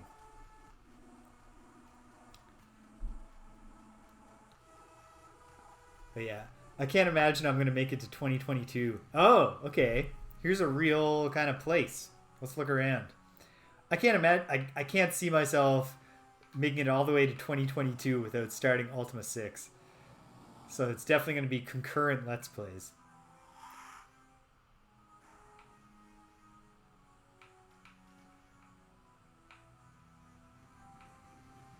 Oh, a purple planet with a purple moon. All right. Trying to... I've already lost one of my 2 planetary landers. I mean, like, you'll probably recall I've said that, like, Ultima 6 was the one that intrigued me by the series, but then also, like, Ultima 5, sorry, one of the best games I've ever played. And yeah, it did not take long for me to start being like, man, I miss oh, this purple world sucks. Sorry, moon of Alpha Wolf Planet 1. So I am pretty hyped, and I really enjoy the interactions with aliens in this game, but Ultima 4 and 5 have really sold me on the type a keyword method of conversations with NPCs. Okay. Nothing too exciting on this planet, but boy does it ever seem safe to land on. And I will take that. That's something, right?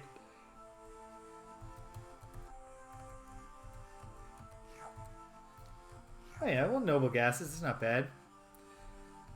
Oh, there, yes, absolutely, Alley Cat. I've played them because when I was young, I had not the Ultima collection, but I had a bargain bin classic RPG collection that it had the first 4 Ultimas, I think.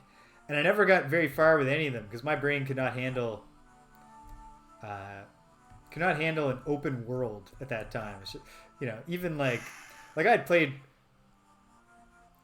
Final Fantasy and Dragon Quest, which are not nearly as handholdy as JRPGs would get by the mid '90s, but even those kind of funneled you a lot more. So I never got anywhere with them. I'll probably go back to 1, 2, and 3 at some point, check them out.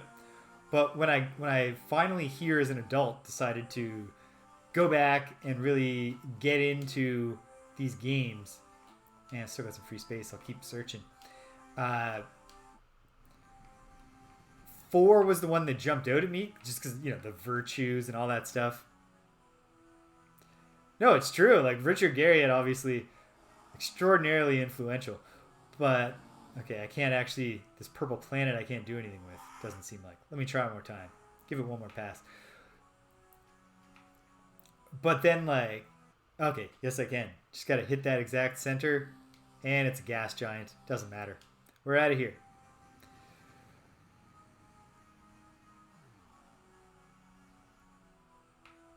Yeah, I think, when the internet came, I loved the internet, but it was not great for my attention span, which was already a problem. I had undiagnosed ADHD when I was a kid.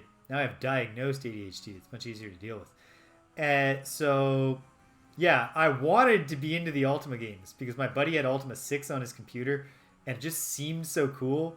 But all we could do in that was fire it up and do some of that. Oh, Alley Cat, I'm sure I will. I'm going to, one thing I did do with the internet in the late 90s was read a ton about all the classics of the PC era. And I'd played, King's Quest 5 and 6, me and my buddies had beaten those together. I love those point-and-click adventure games, but never had access to most of them. So there's nothing really about right now, this planet sucks, that gives me, GOG has existed for a long time and I've known about it. There's no reason why I couldn't have been getting into this stuff, but suddenly I was ready to start doing it. And besides Ultima, Star Control 2 was a game that always sat high in my imagination from what I'd read about it. So here I am giving it a go. Played a couple hours of a test play to see what it'd be like and if I'd like it. Thought I'd get off to a better start this time. I do like the box art for Ultima 2, British on that note.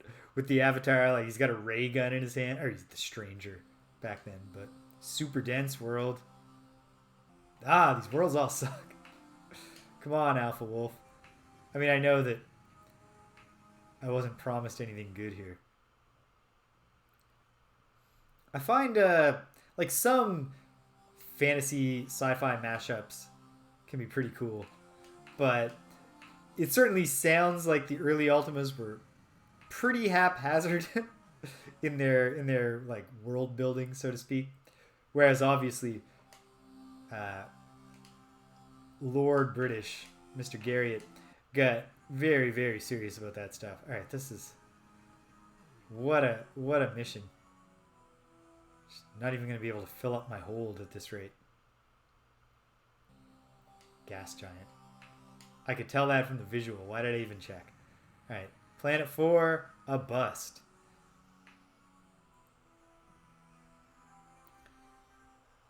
Yeah, so the classic point-and-click adventures.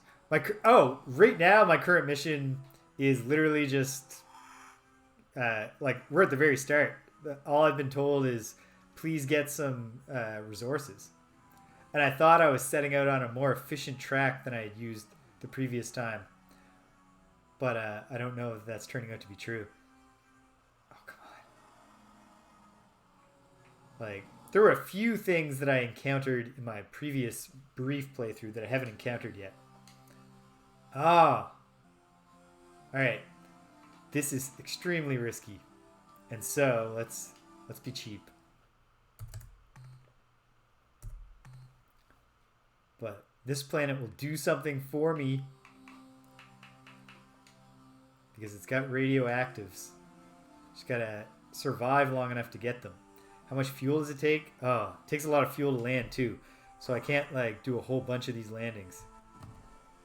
Okay. It's not a bad start. Oh, these aren't radioactives at all. Alright, get out of there.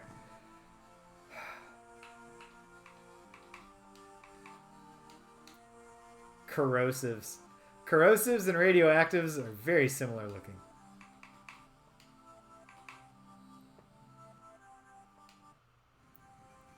Well, thanks for nothing, Planet 3.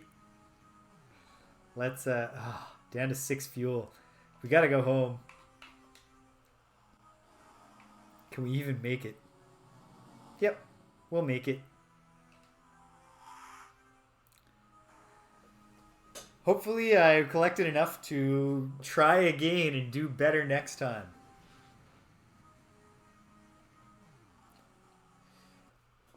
Alley Cat, that's what I found in my brief playing. And I'm getting a bit better. I think, like, having just done a long playthrough of Ultima 5, where the closest thing I had to a walkthrough or a story hint was very, very late in the game when British here actually was kind enough to say, you've already talked to the guy who can tell you where the Shard of Hatred is. Retrace your steps. Besides that, I did it all with the paratext and like the original manual and stuff. So that was a big thing for me. All right, Uranus. You got anything going on?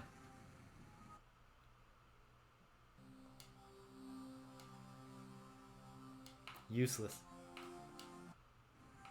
I should have known that just based on, again, elementary school science class. Should have led me to understand that Uranus was not going to give me anything to go on. But you know what? Mars might be promising. So let's check out Mars on our way back to Earth. Mercury we've already raided. Probably isn't repopulated, but I might as well check. And as I recall, Venus is not climatically welcoming. Yes, pushing me to read the introduction was also super helpful.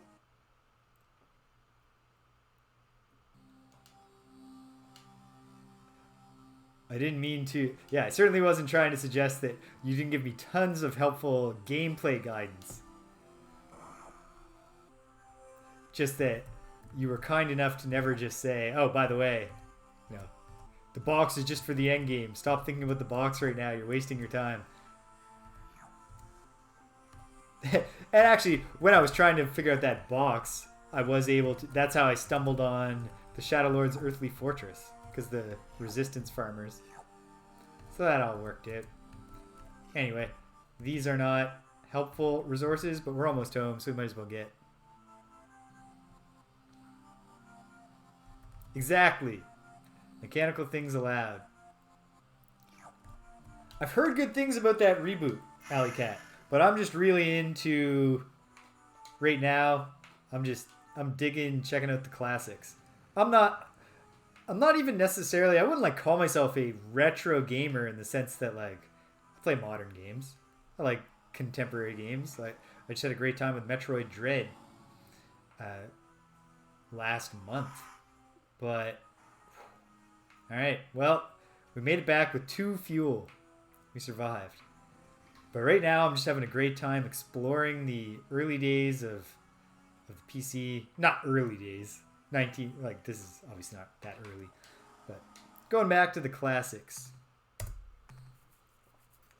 And also just, you know, I can see a case for and against calling this an RPG, but exploring the roots of the RPG has been fun for me. And some of its branches. Certainly this is not a root. Something I should know about, you say? Alien signals? Are they coming from Pluto by any chance, sir? Because I have encountered this Uranus. Or somewhere in that general direction. Like maybe Pluto. Because I did just check out Uranus and it was nothing going on. It's too dense. Hierarchy spy. Also. Rigel star system.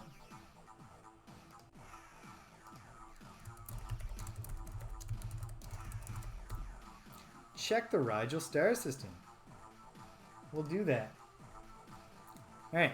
Take my minerals, Commander. Please. Give me lots. Yeah.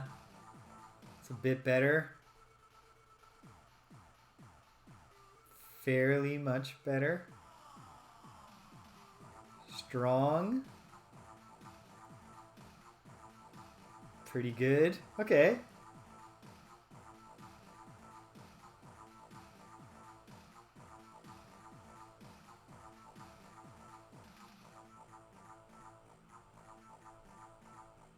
All right. Well, that's a really good sign because it took me like 5 expeditions to get the Starbase Commander to stop saying, Captain James, respectfully, you need to do better than this. You're dooming the free galaxy.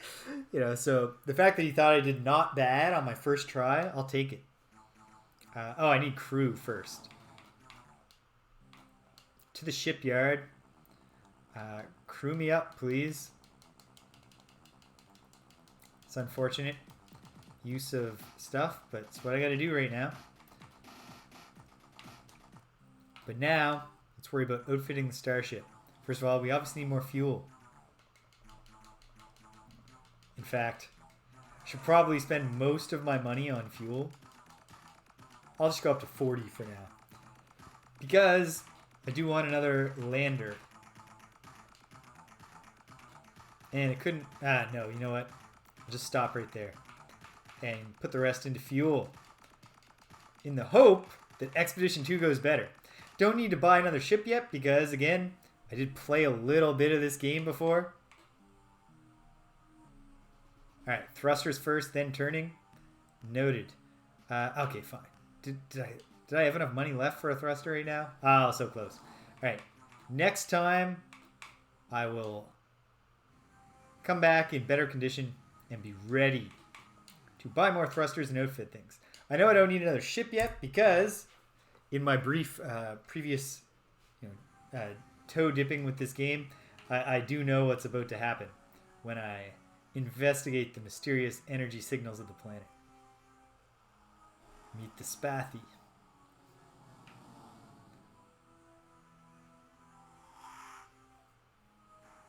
Alright, British. Thank you for stopping by and check out the conclusion of our quest to save Lord British when you get a chance. And I'll see you soon. Take care.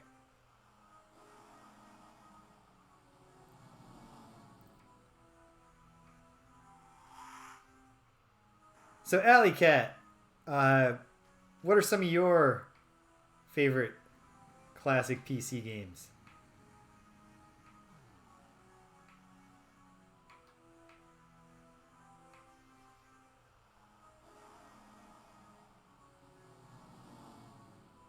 Or, DOS. You know what? Why specify a platform? What are some of your favorite games? Period. Tell me about yourself while you're here.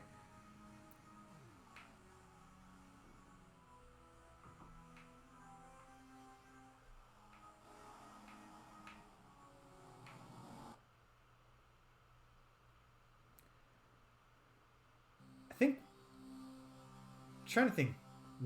I must have encountered Apple IIs when I was a kid. Probably mostly in the classroom.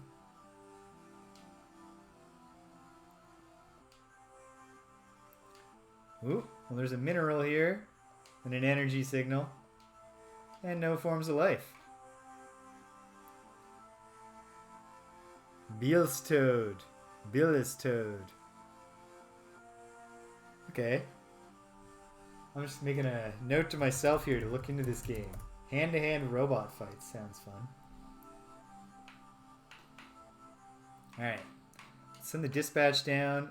Get that precious element. And then go Zo crystals.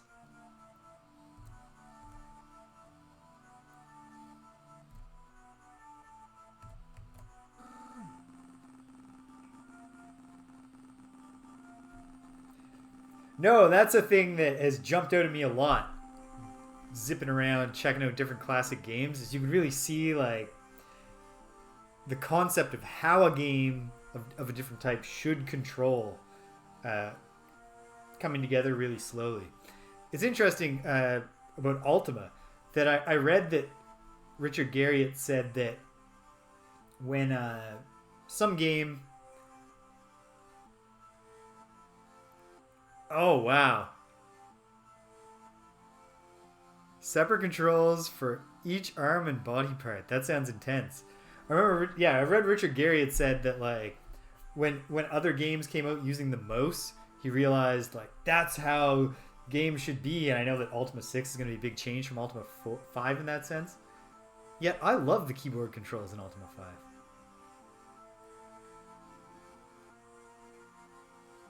Wow. Yeah, that sounds complicated. And these are for like action real-time battles between these robots?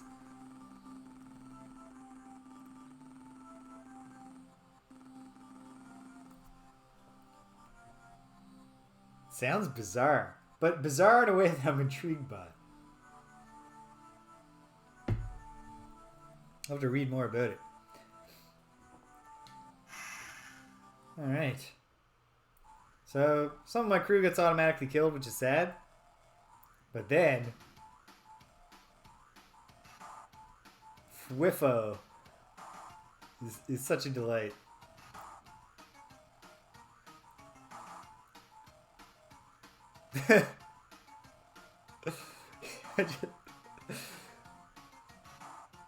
Doesn't care. Just immediately surrenders. He'll sell anything out, anybody out. I love the Spathy song, but all the music in this game is terrific.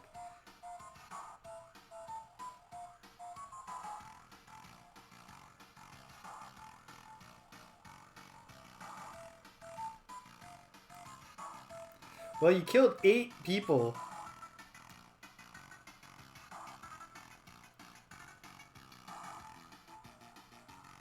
Thank you for that link, Alley Cat. In fact, why don't I...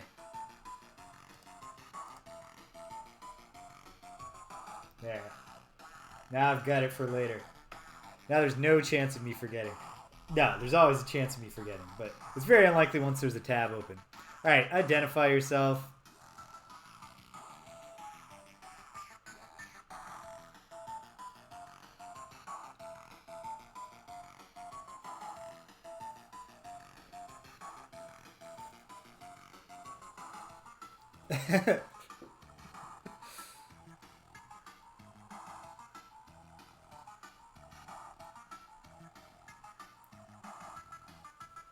As soon as I initiated this conversation the first time, it was immediately clear to me what the gimmick was going to be. You know, if you can make the right choices, you're going to get this guy on your team because he obviously has no loyalty.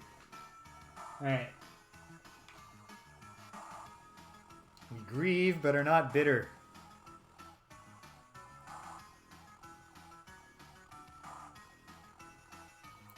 So, yeah, what are you doing here, buddy?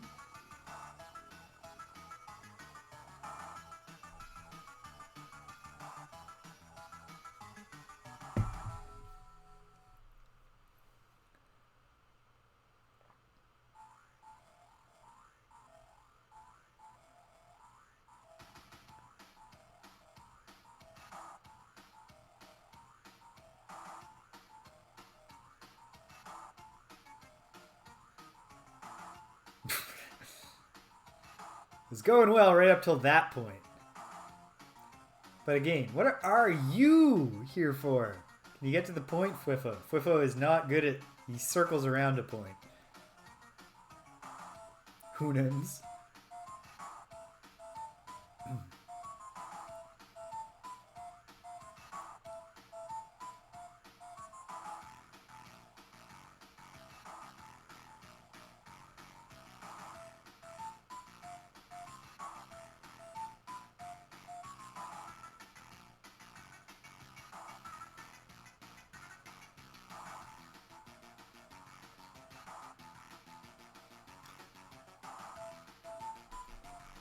The writing in this game is very good. Like, the aliens are all characterized fully, and it's like, it maintains this kind of silly tone while still telling a really, like, this is a dark situation. Alright, yeah, come on. What are you doing here, buddy?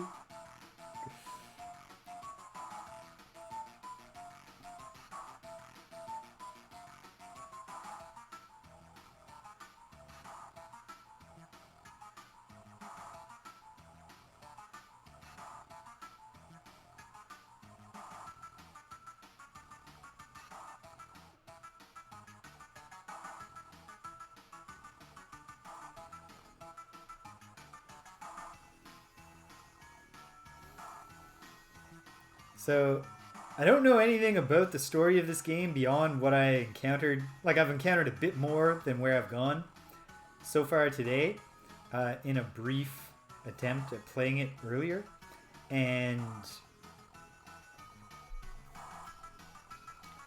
it seems very clear that there's something going on in the broader galaxy beyond just it's ruled by the Ur-Quan now. Like, the Orith just left? What made them feel confident that they could safely do that? Why did the Ur-Quan just leave, allowing their thralls to run free like this? Are they just that confident? Or is something else? It would be not an uncommon Space Wars story thing if more, like a third party of hostile aliens was creating problems. The Orith coming back? Fwiffy? Fwiffo?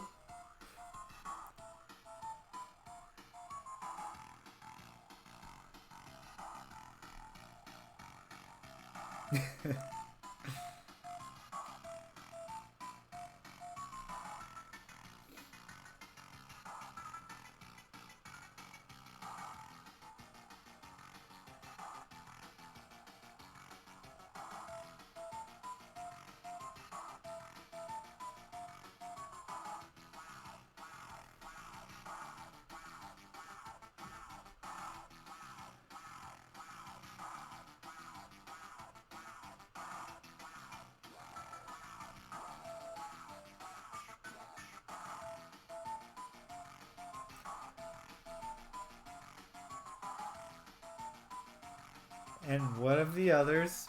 Come on. Had to strategically redeploy some forces, eh?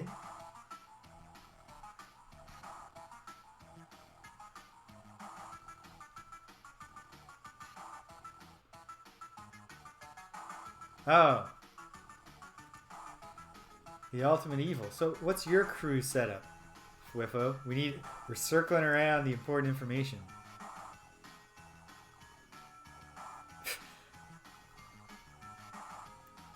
Fwiffo, the tell was when you led with dozens and then immediately backpedaled.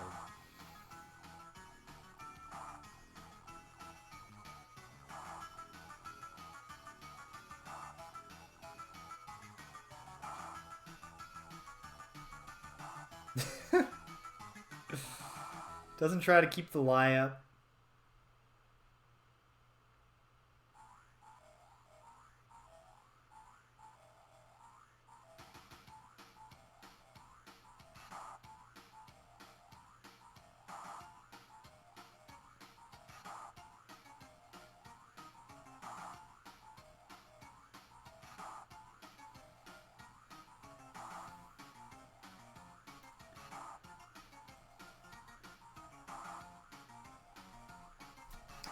the impression that I get, and I guess we'll see as the game goes on, is that probably the Spathi are kind of like this generally.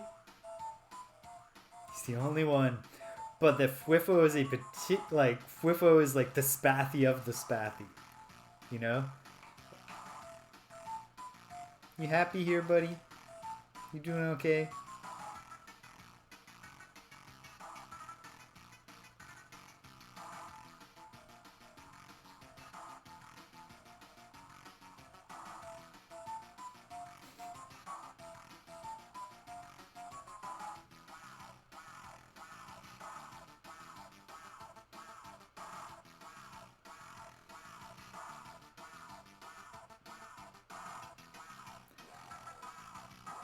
Like, he started out this interaction by killing my people. And he's part of the Ur-Quan. And he's such a bad liar. But he's really just immediately endearing. Oh, the ultimate evil. We don't know anything about it. It's just not... The fact that we can't find any evidence is our proof. Why are you still here, Fwiffo?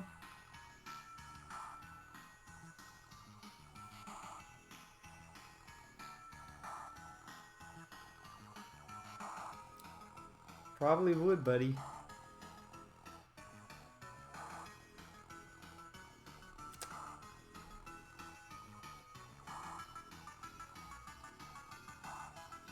So Pun Taffy, this sacred ritual, is surely just like drawing lots, right?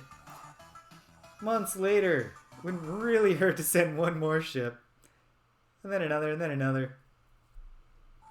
Because the Ur-Quan aren't coming to check on anyone. And there's nothing, like, I don't know, like I said, kind of new to Star Control. But I've already got enough of an impression of the Ur-Quan to know that they're not really a hands-off, they don't have a hands-off management style. So something's up.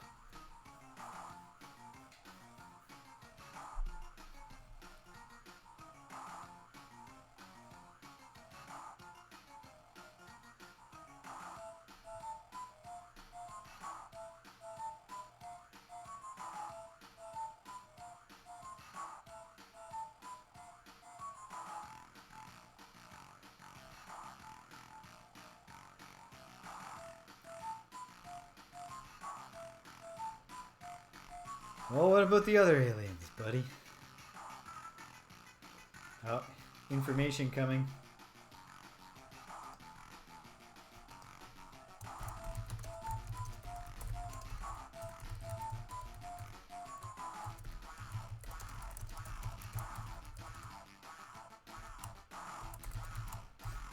Alright.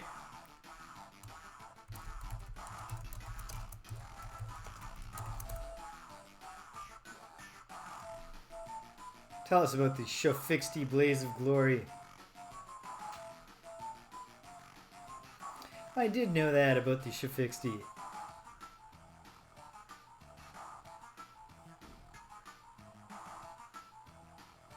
I remember that from Star Control 1.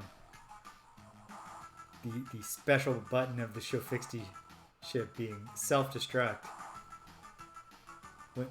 When you find that out just when you're experimenting in the middle of a campaign. Would have used that a lot more carefully.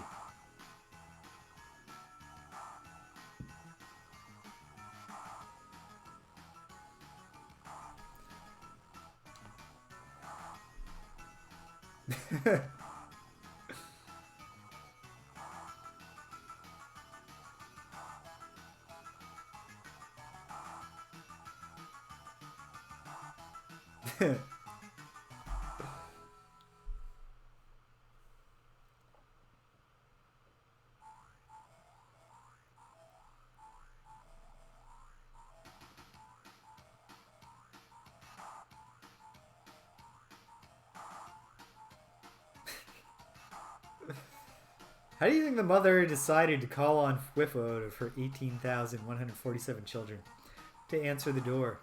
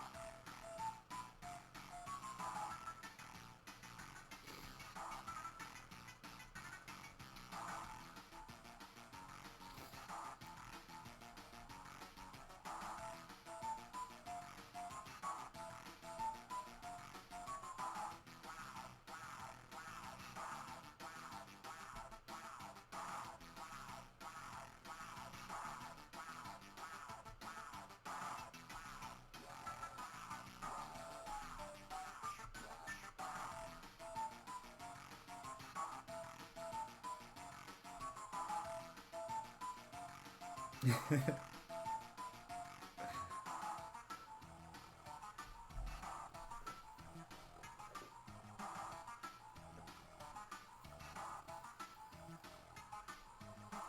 having a hard time. How does the spathy economy support vegetable carts when people have families of like 20,000?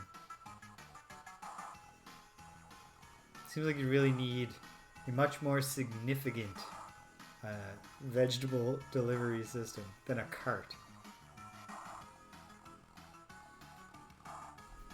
Alright, now I just can't imagine who gets to the end of this dialogue and thinks, let's kill Fwiffo.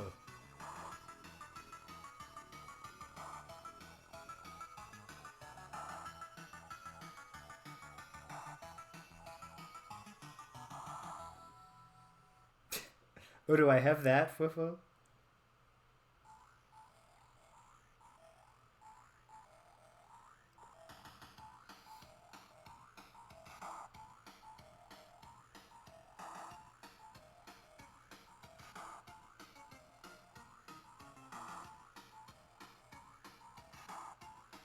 It's a good combination here of flavor text and gameplay advice. Letting you know that no, you can't just use diplomacy on all the spathy.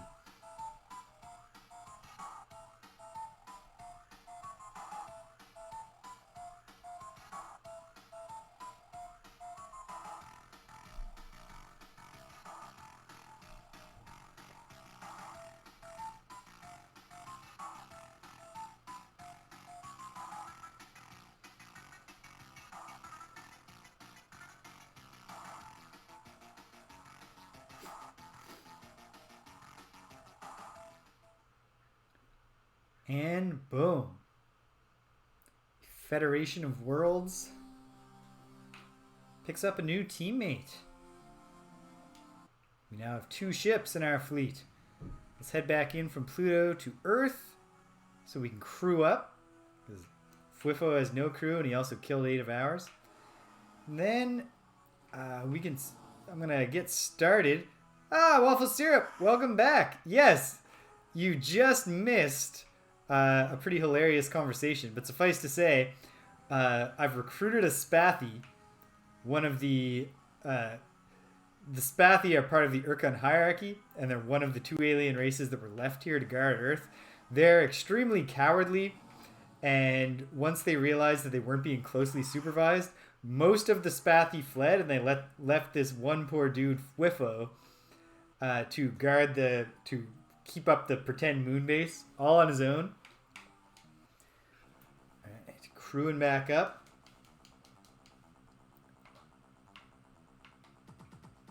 And crewing up. Fwiffo's ship. So the Federation is starting to grow, which is good. Okay. Other than that, though, we got no money. So let's get out of here and, yeah, start my second survey quest. Earnestly hoping... Well, the first one didn't turn out bad. Like, when I got back, I made about 2,000 something resource units, which is more than nothing. And, I mean, the commander said, not a bad job, Captain, which was good because in my little preliminary play in the past, yes, you can always go back to the, like, crew are just like a unit of HP, basically. So you can buy as many crew members as you need at any time. Earth, it doesn't really make sense since most Earthlings are supposed to be trapped on their planet. But yeah, you can just get as many as you need. And they can even crew a spathy ship. And now we know what part of space the spathy themselves occupy. So the Ilrath are over here, the spathy are over here. We learned that the Ur-Quan basically all returned to their core territory almost immediately after winning the war. And also the Ilrath basically just announced almost immediately, yeah, we're not staying around on this guard mission, we're leaving. So there's something afoot in the galaxy beyond just the Ur-Quan, I think. Like, something... Because the Ur-Quan don't seem, even in the brief time we've got to know them in this game, they don't seem like hands-off, like they have that kind of relaxed management style. So if they just were like, all right, we've conquered the galaxy, surely our thralls will just behave, and they left, something's going on. But we'll find out more, I'm sure.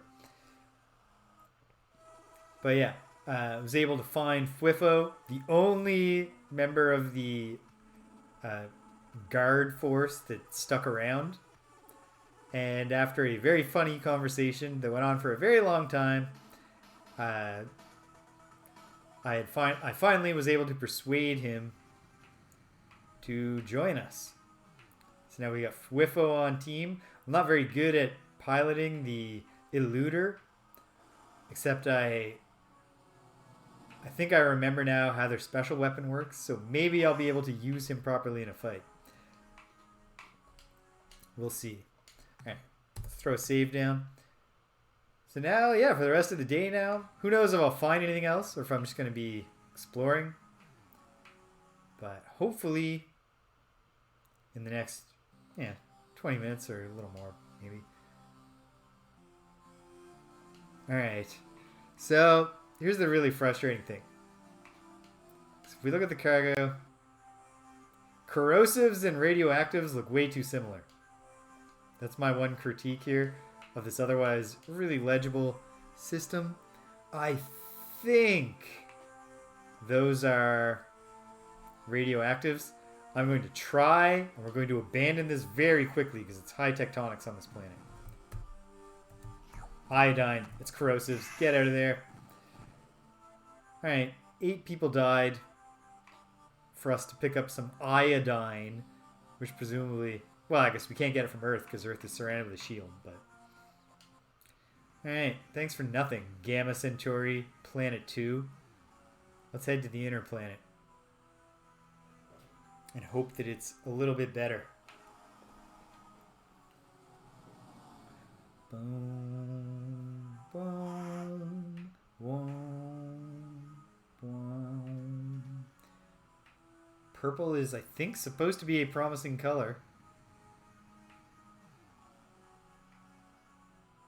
Ooh, and it's got a moon. Ah! Good to know, Alley Cat. That's useful information. Gotta not abuse... Crew are not literally unlimited. Gotta be careful. It's a psionic world. Ugh.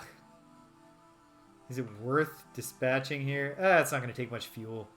Might as well while we're here. We can always jettison this cargo if we start finding better stuff.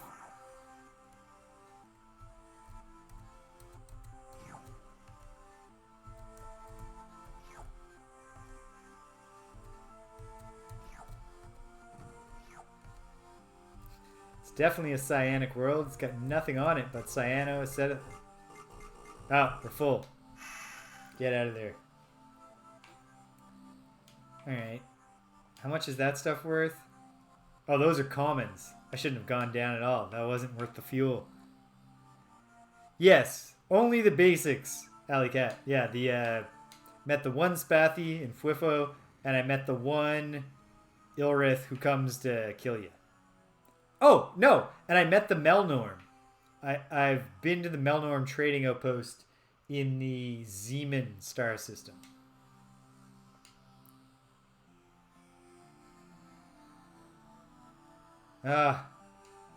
This is rough. Okay. I'm going to allow myself some cheapness early on here. I'm sure, Waffle Syrup, that we will, I mean, in the fullness of time. I don't know if we're going to meet them today. Alright, is there energy? No. Probably nothing alive. Alright. This is risky, but I'm going to try it.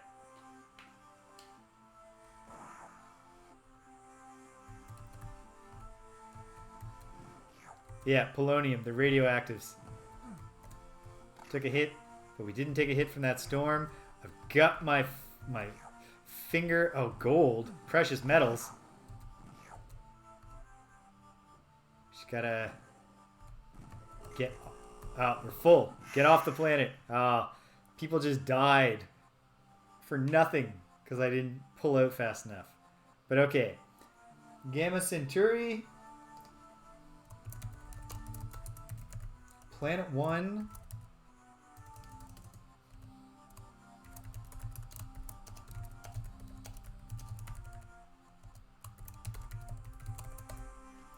Might be worth revisiting while we're in the neighborhood, but that was a decent haul.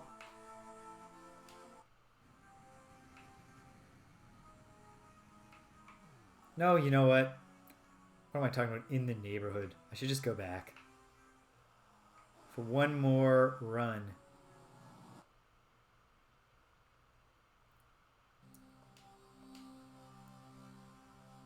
Because there is... Yeah, there are more precious metals.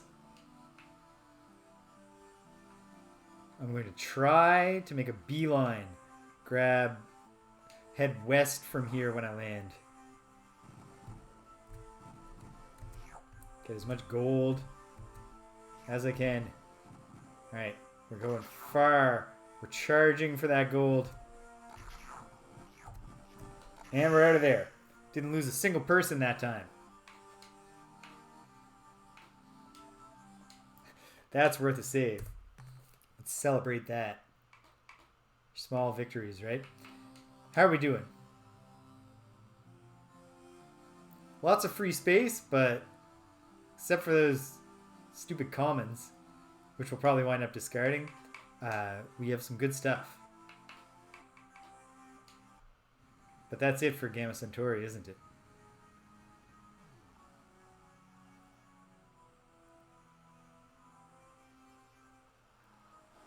So I'll add that in my very brief play of the game before I started streaming it. No, it looks like there is one outer ring planet. Or did I check that on the way in? Well, if I'm not going to pay enough attention to know, I might as well double check. I've also met a very strange Vanguard probe. Yeah, I don't want to say too much, but I've met one other alien race. Not in this playthrough, but before. Yeah, nope. We did go here. It was not worth it. To the star map. I mean, we can just go to Alpha Centauri. Let's do it. Go to this. Here's a star system that I've heard of in real life. I think if you run out of fuel, you're just you just drift forever in the vacuum of space. Just like a failure state, basically. Unless you happen to be drifting directly towards Earth. Oh. Something was coming towards me on the radar there. Alright, this is a huge system. Let's make our way in, checking planets out.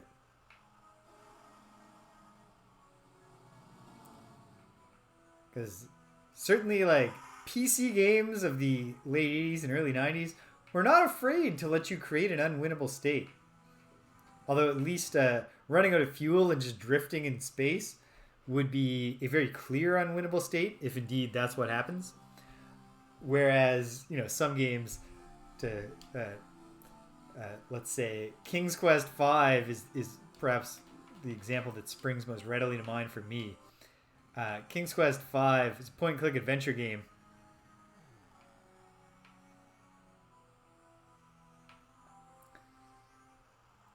Yeah, there might be something like that, Waffle Syrup.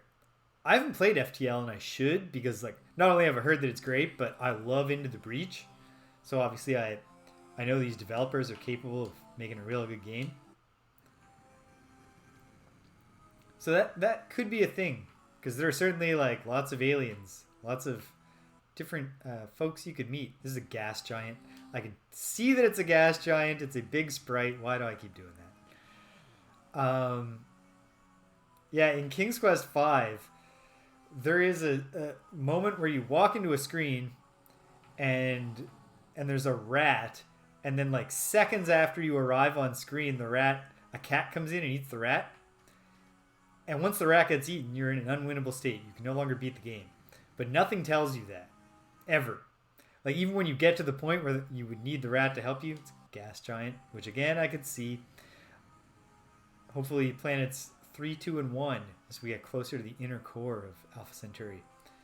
I mean, Alpha Centauri has a planet at, like, Earth radius in real life, right? I think. Let's go from the inner core out.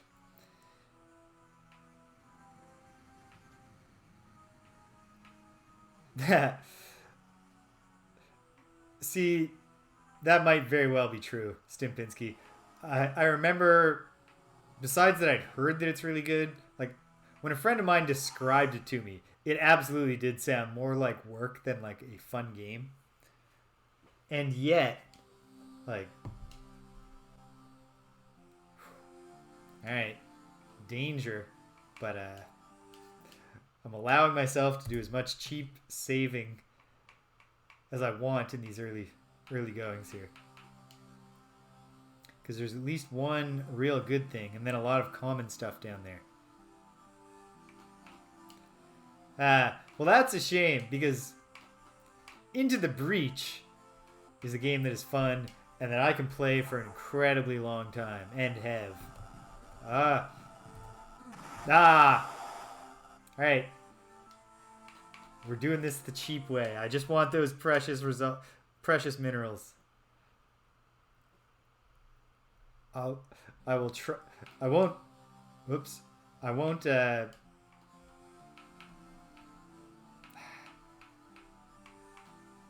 Finicky joystick behavior. All right, come on. High tectonics, lava flows, and such. Okay, gotta go east. All right, we lost crew, but we got some precious stuff, or some rare exotic. Is that what those are called?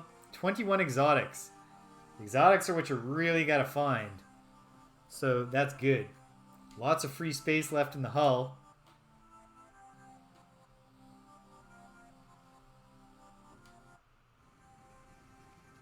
Me too, Stimpinski. In a world of infinite time, or if I ever get just even slightly better work-life balance, that is another thing that I would love to just be doing as a streaming gimmick.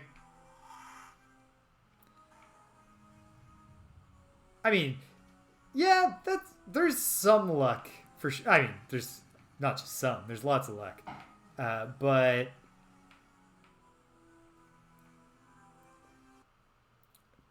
it's hard to get luck out of a roguelike entirely, of course, because well, randomness is a huge part of the deal. But I find it a very rewarding game, personally. Most of the time when I play it.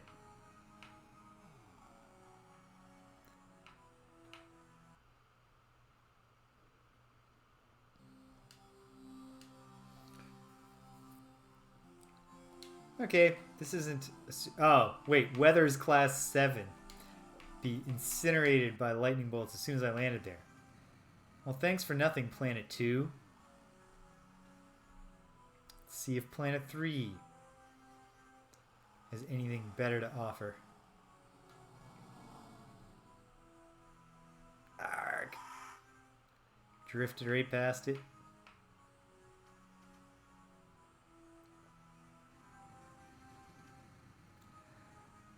I find...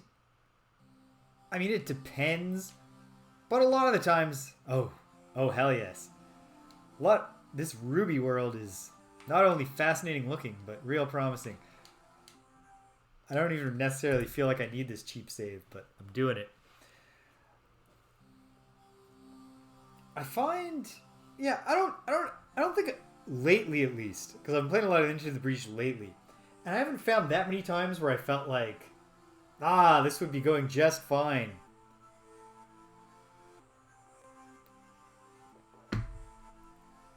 Darkest Dungeon is a great game. And at some point soon, I gotta check out Darkest Dungeon 2. Now that I'm a PC gamer, I found with Darkest Dungeon, one of the hardest things, rather than luck, was that kind of the early tutorializing, when it introduces you to like giving your characters mental health treatment if they lose their minds and succumb to madness, makes it sound like that's just going to be a natural part of the gameplay loop, when really if you want to succeed in Darkest Dungeon, you want your characters to almost never lose their minds. And like the main thing you want to focus on as you work your way through the dungeons is managing their stress levels. And so early on, I kept getting into unwinnable states, spending too much money interring people for treatment and such.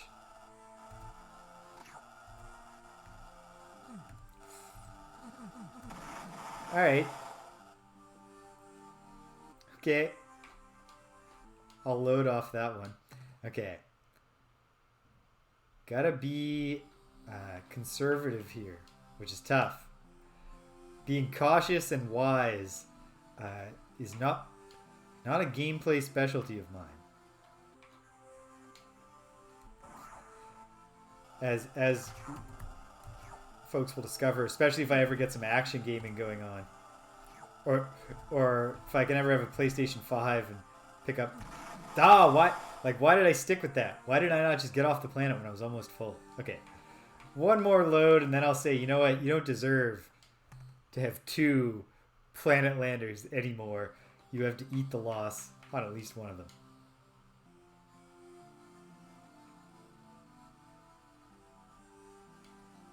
Yeah, I was in the same spot with Darkest Dungeon Waffle Syrup. Lots of restarts. And then eventually, it just clicked for me, and I was on my way. Alright, get out of there before we lose more people. I mean, we've lost a lot of people. But now, so many exotics. I mean, we should go again. You know what? Let's assign. No, let's bring some crew back. Just so we feel a bit better. Sorry, Fwiffo. Sorry, Captain Fwiffo, but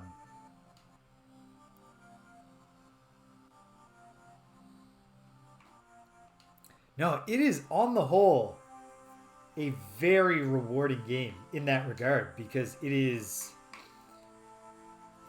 can seem impossible sometimes, but then when you put your mind to it. What I actually found in my graph paper book that I was using for maps for Ultima recently, I was like, what else do I have in here? Do I have some reminders of like old D&D campaigns that I set up?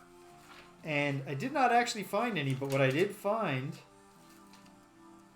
is this, which is a map that I made of the literal Darkest Dungeon so that I could finally get to the boss and finish it out.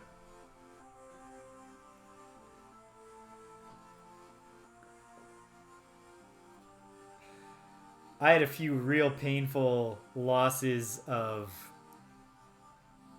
I raised up some... I had some parties, especially when I got to the Darkest Dungeon, that I was like, this is it. This is my winning party.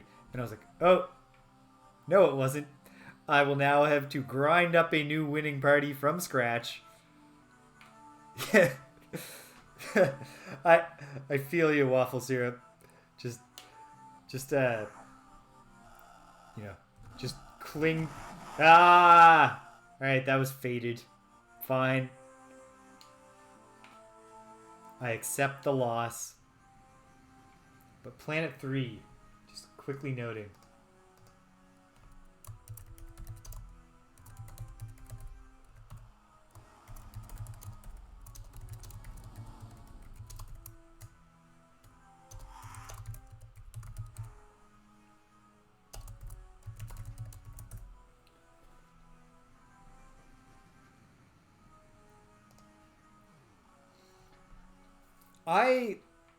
At this point, I don't know if I'll do another, if I'm going to play much more Darkest Dungeon 1, because I'm going to try Darkest Dungeon 2 soon.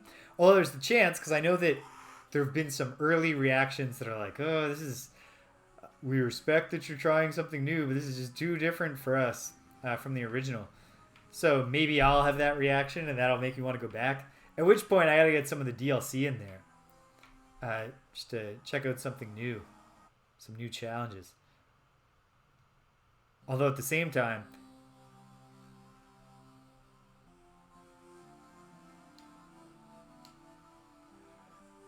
well, Stupinski, I guess none of your early goes must have gone as rough as mine, because you can absolutely get to the point where it's just like, well, I'm never gonna have enough money to make this work. Oh, come on. In what sense is this planet giving me class 2s and 3s for weather and tectonics? Grabbing noble gases like a boss. Alright, get out of there, get out of there.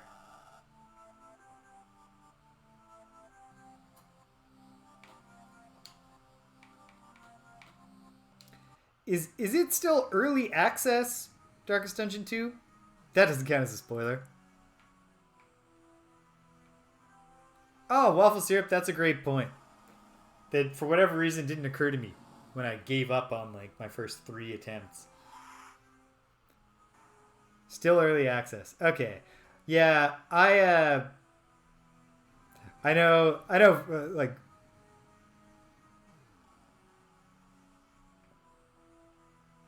Huh.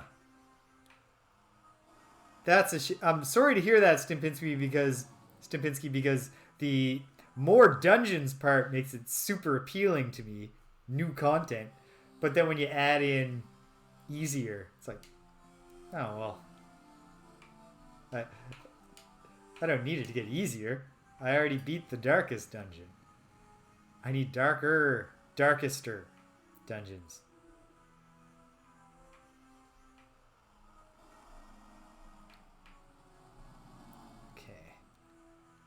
I'll check an Outer Rim planet or 2.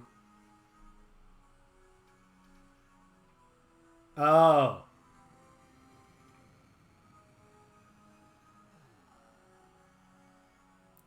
Well, you know what? More than anything, you're both just intriguing me. So maybe I am going to check that out at some point.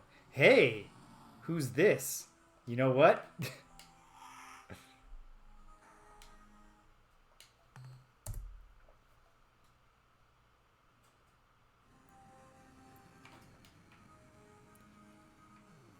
I feel like it's going to be the Melnorme again.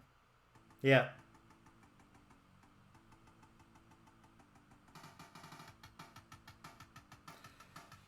Yeah, 0 credits.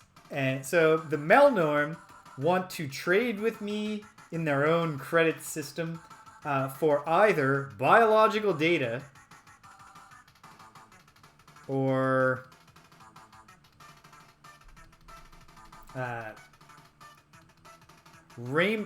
the coordinates of planets that have rainbow radiation.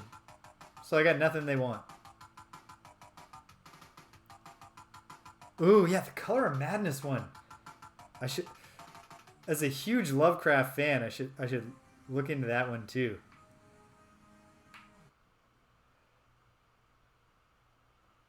Oh, it's not so bad. I mean, a double I there and a playthrough typo and a missing N in vanilla. You can tell I'm a technical writing teacher. I can spot the problems there very quickly. I've never played Spelljammer. I've read about it literally like 2 days ago. It's the first time I'd ever heard of it. Well, nothing exciting here. It sounds cool. It was apparently like TSR, even like long before Wizards of the Coast was part of the story, abandoned it as a setting when they came up with the planes and the planescape explanation for why the different D&D universes are connected. Am I talking about the right thing? But like, yeah, Fantasy Starflight does sound kind of neat. Definitely. I mean, there's so many things on my list of things that I want to check out. Still waiting to... still in limbo about my job. If I lose my job, I have plenty of time to stream. So fingers crossed on that. No, I'm not going to lose my job.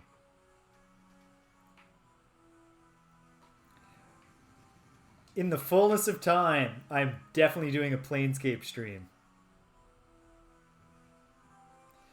Yeah, Stimpinski, it's only been a couple days since I heard of this Spelljammer universe, but it sounds really cool. And it is absolutely something I want to learn more about and, like, would love to try out. And likewise, Dark Sun as a universe always intrigued me, but they only made it available, the only recent time it's been available, it was adapted for 4th edition, which I'm very content to never play again. I learned recently that there are actually a couple of SSI Dark Sun games. So add those to the long-ass list of retro RPG Let's Plays that I want to do in the fullness of time. Okay. Thank you, Alpha Centauri, for being a lot more rewarding. We have 32 fuel. To get back to Sol from here, we only need 5.4. I can tell you everything I remember about reading about Dark Sun, and I don't think it involves gods on the material plane, but maybe it does. But the big thing I remember is that it's a dying world that, because magic like drains the health of the planet or something like that, and so it's in a desert hellscape where populated by small cities that are ruled over by like powerful mages, who can provide protection for people, and yet are the reason that people need protection and they're hated and stuff. And then there are like free cities where I guess living is pretty rough. That's pretty much all I know. And psionics come into it a lot. I only know sketchy details there, but those all sound really appealing to me. I think the next time I play D&D, I gotta bring something like that in.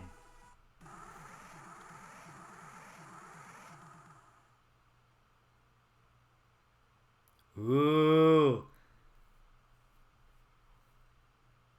Stupinsky, that sounds like a fun angle. I did a long-term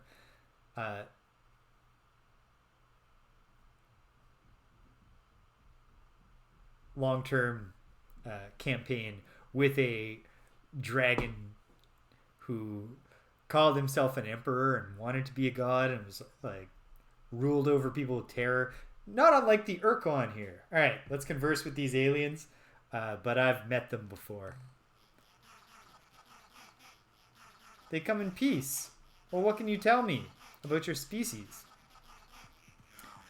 Program to replicate, record data, contact alien species, priority override, new behavior dictated, must break target into component compounds. Anytime you have a conversation with these things, they'll chat peacefully and tell you that like they're trying to make peaceful contact, and then at some point they go priority override and it's time for you to die. So here we go.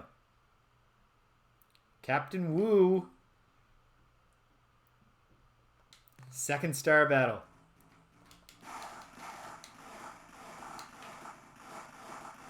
Oh god. Yeah. This is what battles often go like for me. A quick massacre. See if I can do any better with poor Fwiffo.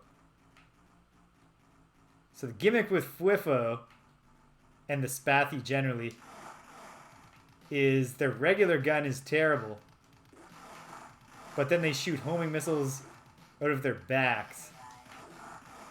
This is not going well.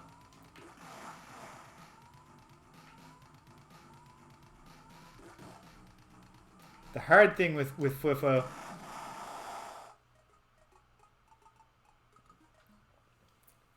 Stimpinski, that sounds awesome. Obviously, I need to load my save game once I get wiped out here, which is going to happen because this thing cannot fight.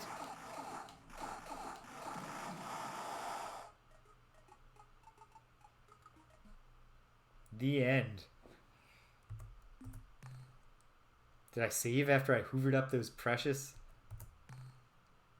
exotics? Yeah. because I was about to meet.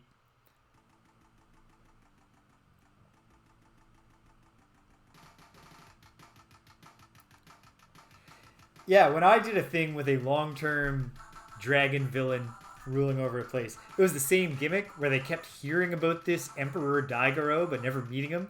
They didn't even know he was a dragon. So then I eventually did a flamboyant reveal, and that was a great moment. One of the few times that I had a long-term storytelling ambition that actually paid off in some way. Like, we didn't go far enough that they ever killed him, but usually when I have a long-term ambition in mind for a campaign, I spend all the time laying down breadcrumbs and no time like actually coming up with like getting to the fireworks factory. So the fact that I even got to do the reveal was a big moment for me. All right, here we go again. So yeah, just let's try a different dialogue option. It's not going to help. And then I'll try to fight better, which is hard. We're from Earth on a mission of peace. We are on a peaceful mission of exploration. Priority override. New behavior dictated. Must break target into component compounds. Alright.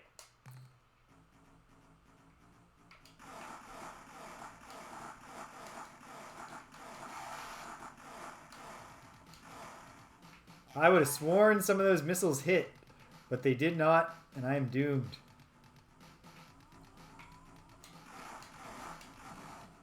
There, that one hit.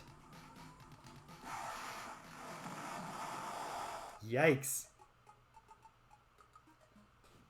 Okay, try keyboard controls.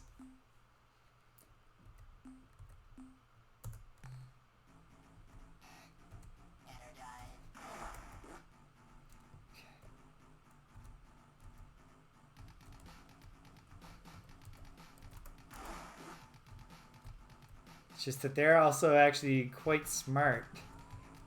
Enemy AI tries to avoid your attacks. My battery is low.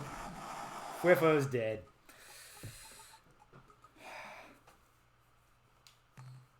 Alright.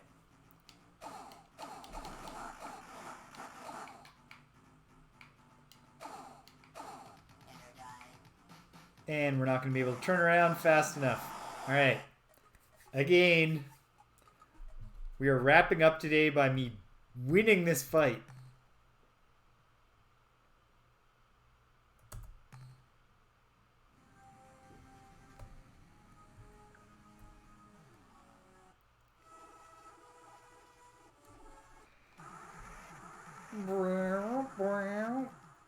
So yeah.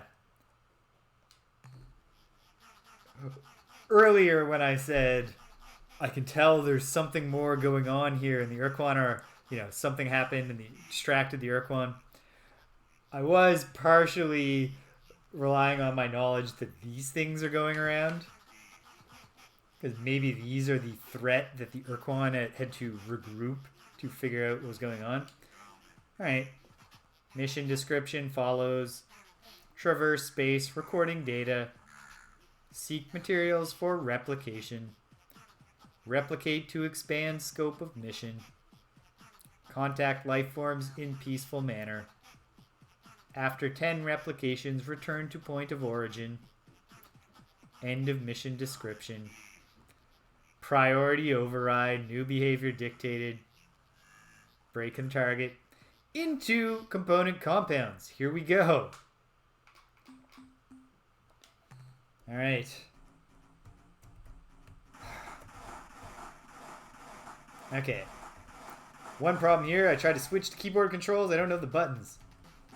There we go.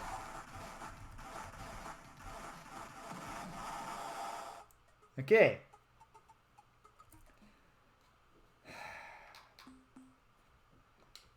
Be nice if I could just load right away, but alright.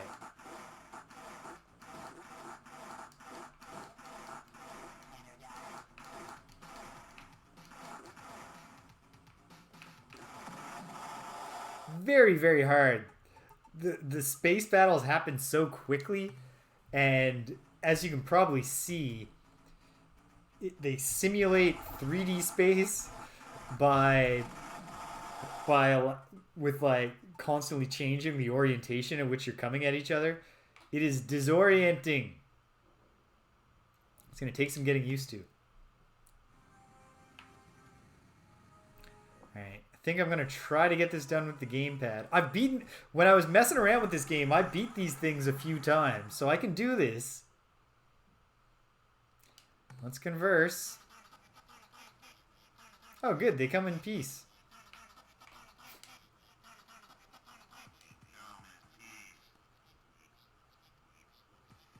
You know also that they're not good. They're bad news because. Oh, thank you, Herbal Crusader. I appreciate that. If I ever learn what that is and how to do it, I'll do the same for you.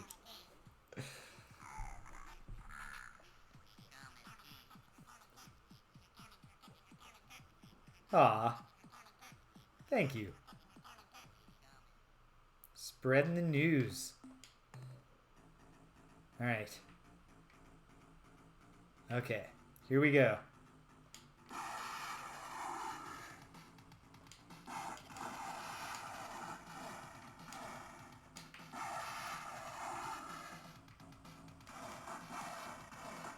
Ah.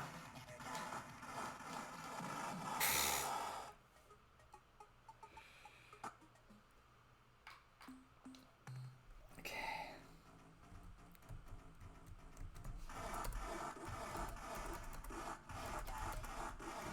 You gotta be so careful about the shots you fire. Because your battery drains so quickly and alright, well, time to die again. Maybe I'm not going to succeed this time.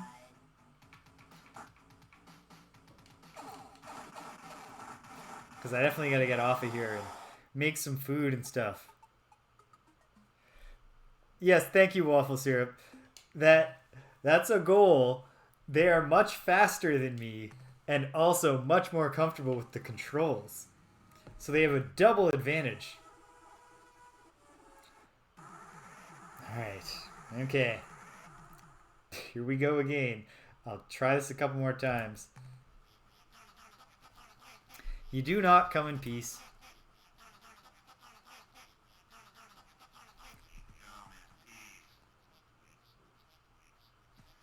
Oh, a priority override? What's your new behavior? Oh no. I don't want to be broken into my component compounds. That sounds horrible. Alright. They started right on me.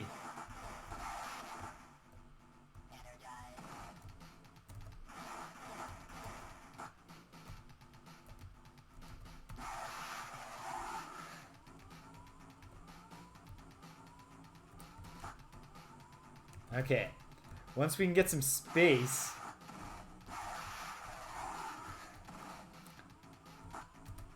See how deliberate they are, but boom! Barely, but we survived. We get 550 resource units in scavenged debris. Alright. What's my cargo situation like? Still have space.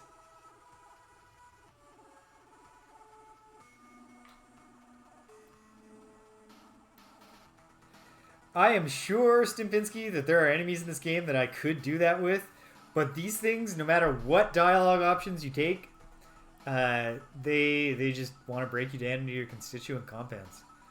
They're not,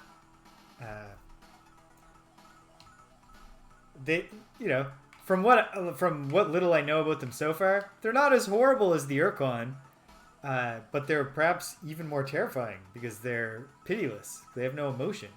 They're not trying to be cruel, as far as I can tell. Alright. I think, having survived barely that fight, and having a decent amount of... Well, our crew is devastated, but... Okay, no. Let's go home. And I'll start out on a new expedition from the Sol system next time. Just hope that I can get there without another Slylandro attacking me. The captain's probably not going to be thrilled. But you know what? I have some exotics. Captain, the commander. I'm the captain. Look at me. I am the captain now. Gotta get that through my head. The rankings here.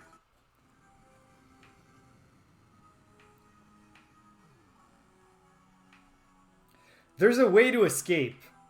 I gotta read the manual before next week. Reread the manual. Because I know there's a special escape mode. It costs a lot of fuel, I think. But it's definitely something I gotta think about. I'm glad I got those resource units out of the fight at least. And eventually won it.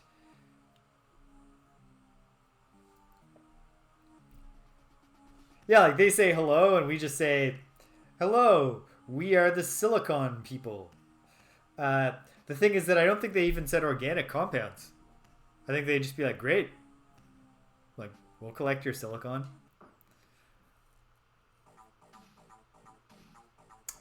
Hello, Starbase Commander, whatever your name was. I'm sorry, I forgot it. Yeah. Commons. Corrosives. Here comes the money. No, not yet. Not bad with the nobles. Precious. Radioactives. And here come the exotics. Okay, you know what? This was a good haul. Excellent work. Yeah. Captain James for the win. Okay. He had no news for me. So, let's crew up.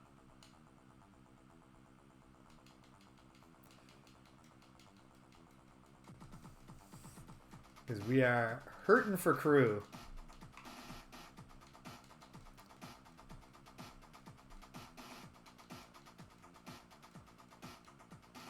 Alright. Well, that didn't raise the crew price, which is nice. Still don't think I need new ships yet.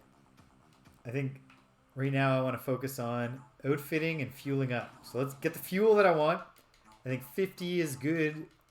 That's walking around fuel. Let's put some modules on there. Second planetary lander again. And some thrusters. What did the captain suggest to me? 5 or 6? There's 5. Let's go with 6. I don't know if placement matters. Let's put some more turning jets on there because this thing turns like not well. All right, that's it. That's the money we got. The flagship returner. Okay. Throw down a save. And I am basically exactly where I was in my little preview play before. So that's it for this weekend. I'll be back next weekend with at least one round of this. And probably not starting Ultima 6 next weekend, but I can't promise that I'm strong enough to hold off. So we'll see what happens next weekend. But yeah. We're on the path to liberating the galaxy from the Ur-Quan. But are the Ur-Quan really going to be the problem? Are these Slylandros going to be the real threat? We'll find out together. So that's it. Of episode 1 for our Star Control 2 Let's Play. Thank you to everyone who tuned in. Anyone who participated in the chat. Alleycat, if you're still there, thanks for tuning in. If you left, I hope you followed and you'll be back because it was fun chatting with you. Happy that you were still here, Stimpinski. British, I'm glad you dropped by. I know you're gone. Urban Crusader, thank you for tuning in for the first time. Waffle Syrup, pleasure as always. I think I named Chili Champa said one thing in the chat and then probably left immediately, but hi Chili Champa. Alright, we're on a new adventure and it's fun. And we're going to have fun together in the coming weeks. So I'm looking forward to that. And as I often say, until our paths cross again, take care of yourselves and be kind to everyone you meet.